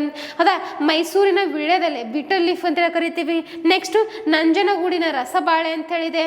ಹೌದಾ, ನೆಕ್ಸ್ಟು ಮೈಸೂರು ರೋಸುಡಿ ಇನ್ಲೆ. ಹೌದಾ, ಬೀಟೆ ಮರದ ಕೆತ್ತನೆಯನ್ನು ಮಾಡ್ತಾ ಬರ್ತಾರೆ. ನೆಕ್ಸ್ಟು ಕೂರ್ಗಿನ ಆರೆಂಜ್. ಹೌದಾ, ಸೊ ಕೊಡಗಿನ ಆರೆಂಜ್ಗಳಿಗೂ ಸಹಿತ ಜಿ ಐ ಟ್ಯಾಗನ್ನು ಕೊಟ್ಟಿದ್ದಾರೆ. ಕಸೂತಿ ಎಂಬ್ರಾಯ್ಡರಿ ಅದಕ್ಕೂ ಸಹಿತ ಕೊಟ್ಟಿದ್ದಾರೆ. ನೆಕ್ಸ್ಟ್ ಕಂಚಿನ ಕಲೆ, ಇಡೀ ಕರ್ನಾಟಕದಾದ್ಯಂತ ಈ ಒಂದು ಕಂಚಿನ ಕಲೆ ಮಾಡ್ತಾ ಬರ್ತಾರೆ, ಅದಕ್ಕೂ ಸಹಿತ ಜಿ ಐ ಟ್ಯಾಗನ್ನು ಕೊಟ್ಟಿದ್ದಾರೆ. ಹೌದಾ, ಗಂಜಿಫಾ ಕಾರ್ಡ್ಸು, ಮೈಸೂರು ರೇಷ್ಮೆ, ಮೈಸೂರು ಅಗರಬತ್ತಿ, ಮೈಸೂರಿನ ವಿಳ್ಯದೆಲೆ. ಹೌದಾ, ಮೈಸೂರಿನ ಗಂಧದ ಎಣ್ಣೆ ಆಗಿರ್ಬೋದು, ಮೈಸೂರು ಸಿಲ್ಕ್ನ ಲೋಗೋ ಆಗಿರ್ಬೋದು. ಹೌದಾ, ಮೈಸೂರಿನ ಮಲ್ಲಿಗೆ, ಉಡುಪಿ ಮಲ್ಲಿಗೆ. ಹೌದಾ, ಹಡಗಲಿ ಮಲ್ಲಿಗೆ. ನೆಕ್ಸ್ಟು ಉಡುಪಿಯ ಸೀರೆ, ಮೊಳಕಾಲ್ಮೂರು ಸೀರೆ. ಹೌದಾ, next Arabica coffee, Robusta Arabica coffee ಕೊಟ್ಟಿದ್ದಾರೆ. ರೊಬಸ್ಟಾ ಕಾಫಿಯು ಕರ್ನಾಟಕದಲ್ಲಿ ಜಿ ಐ ಟ್ಯಾಗನ್ನು ಕೊಟ್ಟಿದ್ದಾರೆ. ಹೌದಾ, monsoon Malabar Robusta coffee, monsoon Malabar Arabica coffee. ಹೌದಾ, Coorg Arabica coffee, Chikkamagaluru Arabica coffee, Baba Budangiri Arabica ಕಾಫಿಗಳಿಗೂ ಜಿ ಐ ಟ್ಯಾಗ್ ಕೊಟ್ಟಿದ್ದಾರೆ. ಹೌದಾ, ಗ್ರೀನ್ ಕಾರ್ಡಮಮ್ ಏಲಕ್ಕಿಗೂ ಸಹಿತ, ಹೌದಾ, ಹಸಿರು ಏಲಕ್ಕಿಗೂ ಸಹಿತ ಜಿ ಐ ಟ್ಯಾಗನ್ನು ಕೊಟ್ಟಿದ್ದಾರೆ. ಟೋಟಲ್ ಎಷ್ಟು 48 ಉತ್ಪನ್ನಗಳಿಗೆ ಜಿ ಐ ಟ್ಯಾಗನ್ನು ಕೊಟ್ಟಿದ್ದಾರೆ. ಸೊ ನೋಡ್ಕೊರಿ ಒಂದು ಸರ್ತಿ. ನೆಕ್ಸ್ಟ್ ಕ್ವಶನ್ನು, ಈ ಕೆಳಗಿನವುಗಳಲ್ಲಿ ಯಾವುದು ಸರಿಯಲ್ಲ? ಹೌದಾ, ಸೊ 4 ಆಪ್ಷನ್ ಅದಾವೆ, ಒಂದು ತಪ್ಪು ಕೊಟ್ಟಿದ್ದಾನೆ, 3 ಸರಿ ಕೊಟ್ಟಿದ್ದಾನೆ. ಅದು ಯಾವುದು ಅಂತೇಳಿ ಕಂಡುಹಿಡಿರಿ ಅಂತೇಳಿ ಕೇಳ್ಯಾನ ನಿಮಗೆ. ಹೌದಾ, ಸೊ ಯಾವುದ್ರಿ ನೋಡ್ಕೊರಿ ಚೆನ್ನಾಗಿ. ನೀಲಿ ಕ್ರಾಂತಿ, ಮಸ್ತೋದ್ಯಮ. ಹೌದಾ, ಇದು ಸರಿ ಇದೆ. ನೆಕ್ಸ್ಟು ಕಪ್ಪು ಕ್ರಾಂತಿ, ಕಲ್ಲಿದ್ದಲು ಮತ್ತು ಪೆಟ್ರೋಲಿಯಂ ಅಂತ ಹೇಳಿದೆ. ಹೌದಾ, ಸರಿನಾ ಇದು? ಹಾಂ, ಸರಿ ಇದೆ. ನೆಕ್ಸ್ಟು ಹಳದಿ ಕ್ರಾಂತಿ, ಮೊಟ್ಟೆ ಉತ್ಪಾದನೆ ಅಂತ ಹೇಳಿದೆ. ಸರಿನಾ? ಎಲ್ಲ ರಾಂಗ್. ನೆಕ್ಸ್ಟು ಹಸಿರು ಕ್ರಾಂತಿ, ಕೃಷಿ. ಸರಿ, ಅದು ಸಹಿತ ಸರಿ ಇದೆ. ಸರಿ ಇರಲಾರ್ದು ಯಾವುದು? ಹಳದಿ ಕ್ರಾಂತಿ, ಮೊಟ್ಟೆ. ಹೌದಾ, ಬಂದು ನೋಡೋಣ.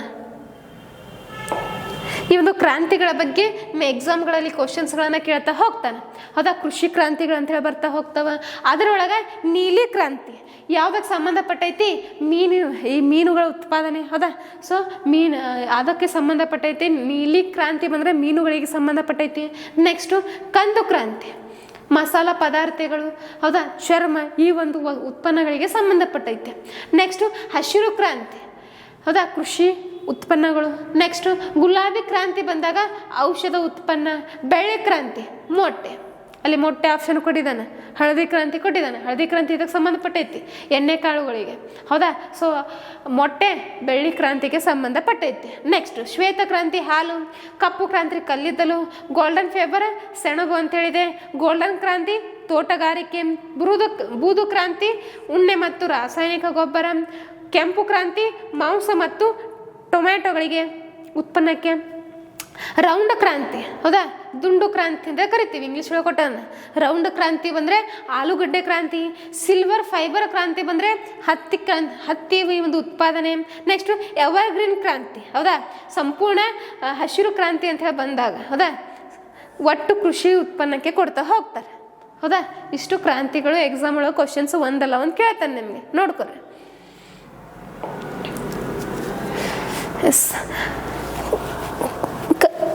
ಕ್ವಶನ್ಸ್. ನೆಕ್ಸ್ಟ್ ಕ್ವಶನ್ನು, ಕಾದಂಬರಿಗಾಗಿ 2019 ಮ್ಯಾನ್ ಬುಕ್ಕರ್ ಪ್ರಶಸ್ತಿ ಪಡೆದ ಮೊದಲ ಕಪ್ಪು ಮಹಿಳೆ. ಇದ್ರ ಬಗ್ಗೆ ನಾನು ಡಿಸ್ಕಷನ್ ಮಾಡಿದ್ದೇನೆ, ಹೌದಾ. ಮೊದಲ ಕಪ್ಪು ಮಹಿಳೆ ಯಾರು?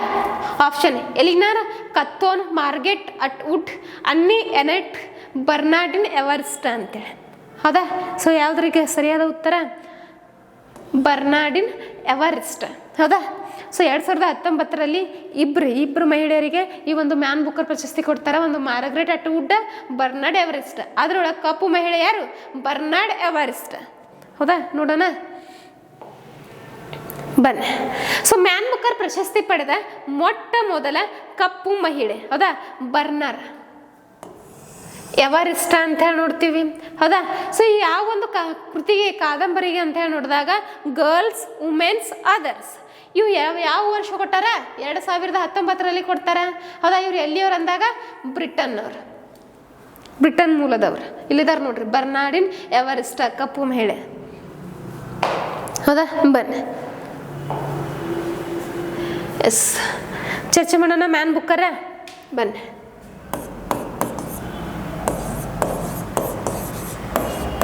ಮ್ಯಾನ್ ಬುಕ್ಕರ್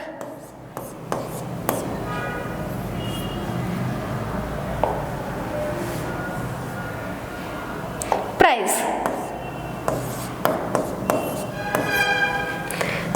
ಸೊ ಏನಿದೆ ಮ್ಯಾನ್ ಬುಕ್ಕರ್ ಪ್ರೈಸ್ ಅಂತ ಹೇಳಿ ನೋಡಿದಾಗ, ಹೌದಾ, ಪ್ರಶಸ್ತಿಗಳಂತೇಳಿ ಬರ್ತಾವೆ ರಾಜ್ಯ ಮಟ್ಟದಲ್ಲಿ, ರಾಷ್ಟ್ರೀಯ ಮಟ್ಟದಲ್ಲಿ, ಅಂತಾರಾಷ್ಟ್ರೀಯ ಮಟ್ಟದಲ್ಲಿ.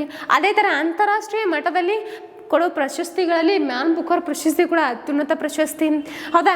ಯಾವ್ದಾಗ ಕೊಡ್ತಾರೆ ಅಂದಾಗ ಸಾಹಿತ್ಯಕ್ಕೆ ಕೊಡ್ತಾ ಹೋಗ್ತಾರೆ, ಹೌದಾ. ಯಾವುದಾದ್ರೂ ಒಂದು ಪುಸ್ತಕವನ್ನು ಅಥವಾ ಒಂದು ಕಾದಂಬರಿಯನ್ನು ಇಂಗ್ಲೀಷ್ ಭಾಷೆಯಲ್ಲಿ ರಚನೆ ಮಾಡಿದ್ರೆ ಅದು ಇಂಗ್ಲೀಷ್ ಭಾಷೆ, ಮತ್ತು ಅಂತಾರಾಷ್ಟ್ರೀಯ ಮಟ್ಟದಲ್ಲಿ ಇಂಗ್ಲೀಷ್ ಭಾಷೆಯಲ್ಲಿ ರಚಿಸಿದಂಥ ಕಾದಂಬರಿಗಳಿಗೆ ಈ ಒಂದು ಮ್ಯಾನ್ ಬುಕ್ಕರ್ ಪ್ರಶಸ್ತಿಯನ್ನು ಕೊಡ್ತಾ ಹೋಗ್ತಾರೆ, ಹೌದಾ. ಸೊ ಯಾವ ವರ್ಷದಿಂದ ಈ ಒಂದು ಪ್ರಶಸ್ತಿಯನ್ನು ಕೊಡೋಕೆ ಸ್ಟಾರ್ಟ್ ಮಾಡ್ತಾರೆ ಅಂದಾಗ ಯಾವ ವರ್ಷ? 1969 ಸ್ಥಾಪನೆ, ಹೌದಾ. ಈ ವರ್ಷ ಕೊಡ್ತಾ ಹೋಗ್ತಾರೆ. ನೀಡುವವರು ಯಾರಂದಾಗ UK ದೇಶ, ಯುನೈಟೆಡ್ ಕಿಂಗ್ಡಮ್ನವರು ಕೊಡ್ತಾ ಹೋಗ್ತಾರೆ, ಹೌದಾ. ಯಾವ ಒಂದು ಸಂಸ್ಥೆ ಅಂತ ಹೇಳಿ ಬಂದಾಗ ಕ್ರ್ಯಾಕ್ ಸ್ಟಾರ್ಟ್,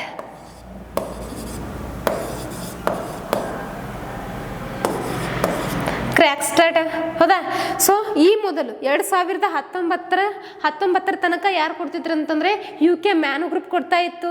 ಆ ನಂತರ 2019 ಕ್ರ್ಯಾಂಕ್ ಸ್ಟಾರ್ಟ್ ಕೊಡೋಕೆ ಸ್ಟಾರ್ಟ್ ಮಾಡ್ತೈತಿ. ಪ್ರಸ್ತುತವಾಗಿ ಕೊಡೋರು ಯಾರು ಬಂದರೆ ಕ್ರ್ಯಾಂಕ್ ಸ್ಟಾರ್ಟ್ ಎಂಬ ಸಂಸ್ಥೆ ಕೊಡ್ತಾ ಹೋಗುತ್ತೆ, ಹೌದಾ. ಸೊ ಕೊಡುವವರು ಇದರ ಮೊತ್ತ ಬಂದರೆ ಮೊತ್ತ ಎಷ್ಟೈತ್ರಿ? ಇದರ ಮೊತ್ತ 50,000 ಪೌಂಡ್. UK ಅಂದ್ರೆ ಪೌಂಡ್ ಇಲ್ಲಲ್ಲ, ಕರೆನ್ಸಿ. ಸೊ ಪೌಂಡ್ಗಳಲ್ಲಿ ಕೊಡ್ತಾರೆ 50,000 ಪೌಂಡ್. ಈ ಒಂದು ಪ್ರಶಸ್ತಿಯನ್ನು ಪಡೆದ ಮೊದಲಿಗರು ಬಂದರೆ PH ನುಬೈ, ಹೌದಾ. Something to answer for,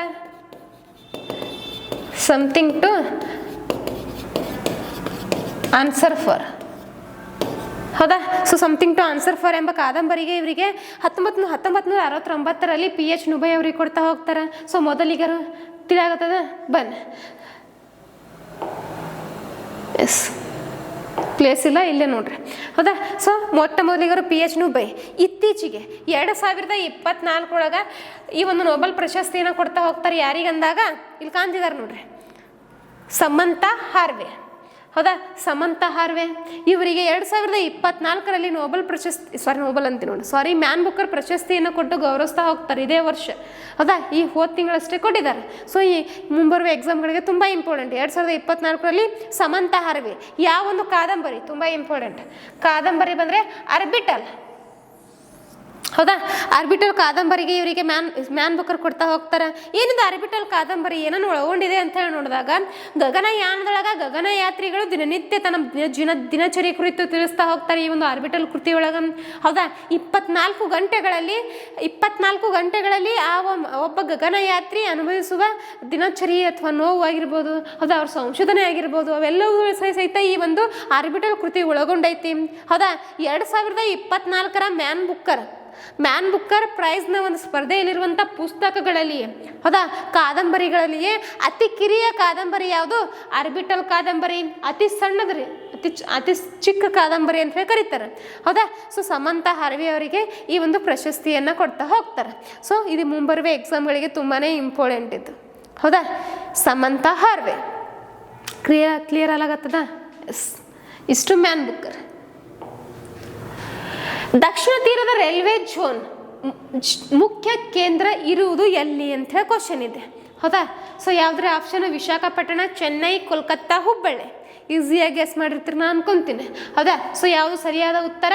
option A is the right answer, Visakhapatnam.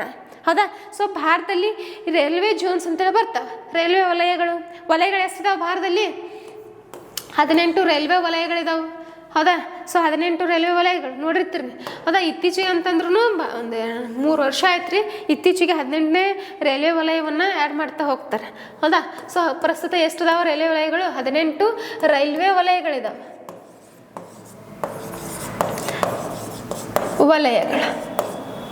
ಹೌದಾ, ಸೊ ಇಲ್ಲಿ ಕಾಣ್ತಿದ್ದಾವೆ ನಿಮಗೆ 18 ರೈಲ್ವೆ ವಲಯಗಳು. ಕೇಳ್ತಾ ನಿಮ್ಗೆ ಇದ್ರ ಒಳಗೆ. ಹೌದಾ, ಈ ಹಿಂದೆ ಕ್ವಶನ್ ಏನು ಕೇಳೋಣ ಇಲ್ಲಿ?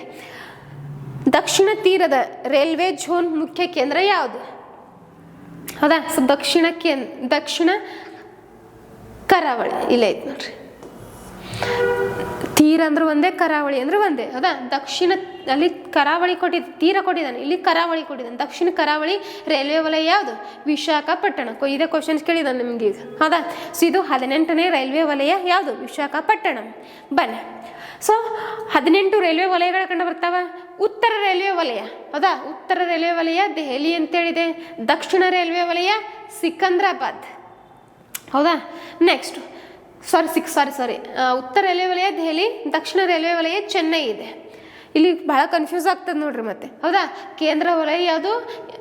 ಉತ್ತರ ವಲಯ ಯಾವುದು? ಉತ್ತರ ಕೇಂದ್ರ ವಲಯ ಯಾವುದು? ಹೌದಾ, ಸೊ ಅದಕ್ಕಾಗಿ ಉತ್ತರ ರೈಲ್ವೆ ವಲಯ ದೆಹಲಿ, ದಕ್ಷಿಣ ರೈಲ್ವೆ ವಲಯ ಚೆನ್ನೈ. ಅದೇ ಥರ ಉತ್ತರ ಕೇಂದ್ರ ರೈಲ್ವೆ ವಲಯ ಅಹಮದಾಬಾದ್ ಅಥವಾ ಪ್ರಯಾಗ್ರಾಜ್ ಅಂತ ಕರೀತೀವಿ. ಹೌದಾ, ಅದೇ ಥರ ದಕ್ಷಿಣ ಕೇಂದ್ರ ರೈಲ್ವೆ ವಲಯ ಸಿಕಂದ್ರಾಬಾದ್. ಇಲ್ಲಿ ಕಾಣ್ತಿದೆ ನೋಡ್ರಿ, ಸಿಕಂದ್ರಾಬಾದ್. ನೆಕ್ಸ್ಟ್ ಪಶ್ಚಿಮ ರೈಲ್ವೆ ವಲಯ ಪಶ್ಚಿಮ ಮುಂಬೈ. ನೆಕ್ಸ್ಟ್ ಪೂರ್ವ ರೈಲ್ವೆ ವಲಯ ಕೋಲ್ಕತ್ತಾ. ಹೌದಾ, ಕೋಲ್ಕತ್ತಾ. ನೆಕ್ಸ್ಟ್ ಪಶ್ಚಿಮ ಕೇಂದ್ರ ರೈಲ್ವೆ ವಲಯ ಜಬ್ಬಲ್ಪುರ್. ಪೂರ್ವ ಕೇಂದ್ರ ರೈಲ್ವೆ ವಲಯ ಹಾಜಿಪುರ್. ಕನ್ಫ್ಯೂಸ್ ಆಗ್ತವ, ಸೊ ಒಂದೊಂದಾಗಿ ಮಾರ್ಕ್ ಮಾಡ್ಕೊತಾ ಹೋಗ್ರಿ, ನೋಟ್ ಮಾಡ್ಕೊರಿ, ಈಸಿ ಆಗ್ತದೆ ನಿಮ್ಗೆ. ಹೌದಾ, ನೆಕ್ಸ್ಟು ಆಗ್ನೇಯ ರೈಲ್ವೆ ವಲಯ ಕಲ್ಕತ್ತಾ, ನೈಋತ್ಯ ರೈಲ್ವೆ ವಲಯ ಹುಬ್ಬಳ್ಳಿ ನಮ್ಮದು. ಹೌದಾ, ಹುಬ್ಬಳ್ಳಿ ಕರ್ನಾಟಕದಲ್ಲಿರೋದು ಯಾವುದು? ಹುಬ್ಬಳ್ಳಿ ರೈಲ್ವೆ ವಲಯ. ನೆಕ್ಸ್ಟ್ ಹೌದಾ, ಸೊ ನೆಕ್ಸ್ಟ್ ಈ ಕಡೆ ಪಶ್ಚಿಮ ಕಂಡು ಬರ್ತೈತಿ ಕೊಂಕಣ ರೈಲ್ವೆ ವಲಯ ಅಂತೇಳಿ ಸ್ಪೆಷಲ್ ಆಗಿ ಮಾಡ್ತಾ ಹೋಗ್ತಾರೆ. ಹೌದಾ, ನೆಕ್ಸ್ಟು ಈ ಕಡೆ ವಾಯುವ್ಯಕ್ಕೆ ಬಂದರೆ ಜೈಪುರ್ ರೈಲ್ವೆ ವಲಯ ಅಂತೇಳಿ ನೋಡ್ತೀವಿ. ಹೌದಾ, ಸೊ ವಾಯುವ್ಯ ಬಂದರೆ ನೆಕ್ಸ್ಟು ಈಶಾನ್ಯ ರೈಲ್ವೆ ವಲಯ ಬಂದರೆ ಗೋರಖ್ಪುರ್ ಅಂತ ಹೇಳಿ ನೋಡ್ತೀವಿ. ಹೌದಾ, ಈಶಾನ್ಯ ಗಡಿ ರೈಲ್ವೆ ವಲಯ ಅಂತ ಬಂದಾಗ ಗುವಾಹಟಿ, ಅಸ್ಸಾಂನ ಗುವಾಹಟಿ ತುಂಬ ಇಂಪಾರ್ಟೆಂಟ್. ನೆಕ್ಸ್ಟು ಕೋಲ್ಕತ್ತಾ ಮೆಟ್ರೋ, ಇದನ್ನು ಸಪ್ರೇಟಾಗಿ ಮಾಡ್ಕೊತಾ ಹೋಗ್ತಾರೆ. ನೆಕ್ಸ್ಟ್ ಎಕ್ಸಾಮಿಗೆ ಕೇಳಿದ್ದು ವಿಶಾಖಪಟ್ಟಣ. ನೆಕ್ಸ್ಟ್ ಪೂರ್ವ ಕರಾವಳಿ ರೈಲ್ವೆ ವಲಯ ಬಂದರೆ ಭುವನೇಶ್ವರ ಅಂಥೇಳಿ ನಿಮಗೆ ತಿಳಿದಿರಬೇಕು. ಇಷ್ಟು 18 ರೈಲ್ವೆ ವಲಯಗಳದಾವ, ನೋಡ್ಕೊರಿ.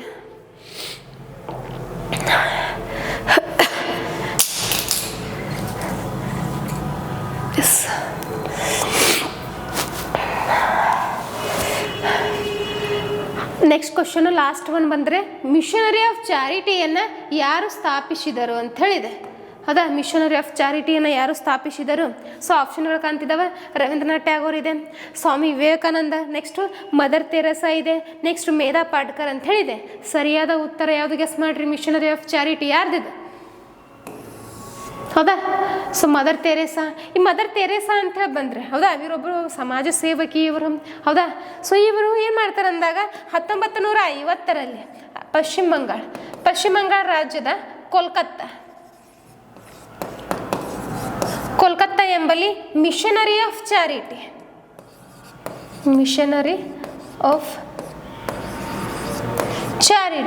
ಹೌದಾ ಎಂಬ ಸೇವಾ ಸಂಸ್ಥೆಯೊಂದನ್ನು ಒಂದು ಕಟ್ಕೊತಾರೆ. ಹೌದಾ? ಈ ಒಂದು ಸಂಸ್ಥೆಯನ್ನು ಕಟ್ತಾರೆ ಯಾವಾಗ? 1950ರಲ್ಲಿ. ಈ ಸಂಸ್ಥೆಯ ಮೂಲಕ ಅನೇಕ ರೋಗಿಗಳಿಗಾಗಿರ್ಬೋದು, ಬಗ್ಗರಿಗೆ ಬಹಳಷ್ಟು ಸಹಾಯವನ್ನು ಮಾಡ್ತಾ ಬರ್ತಾರೆ.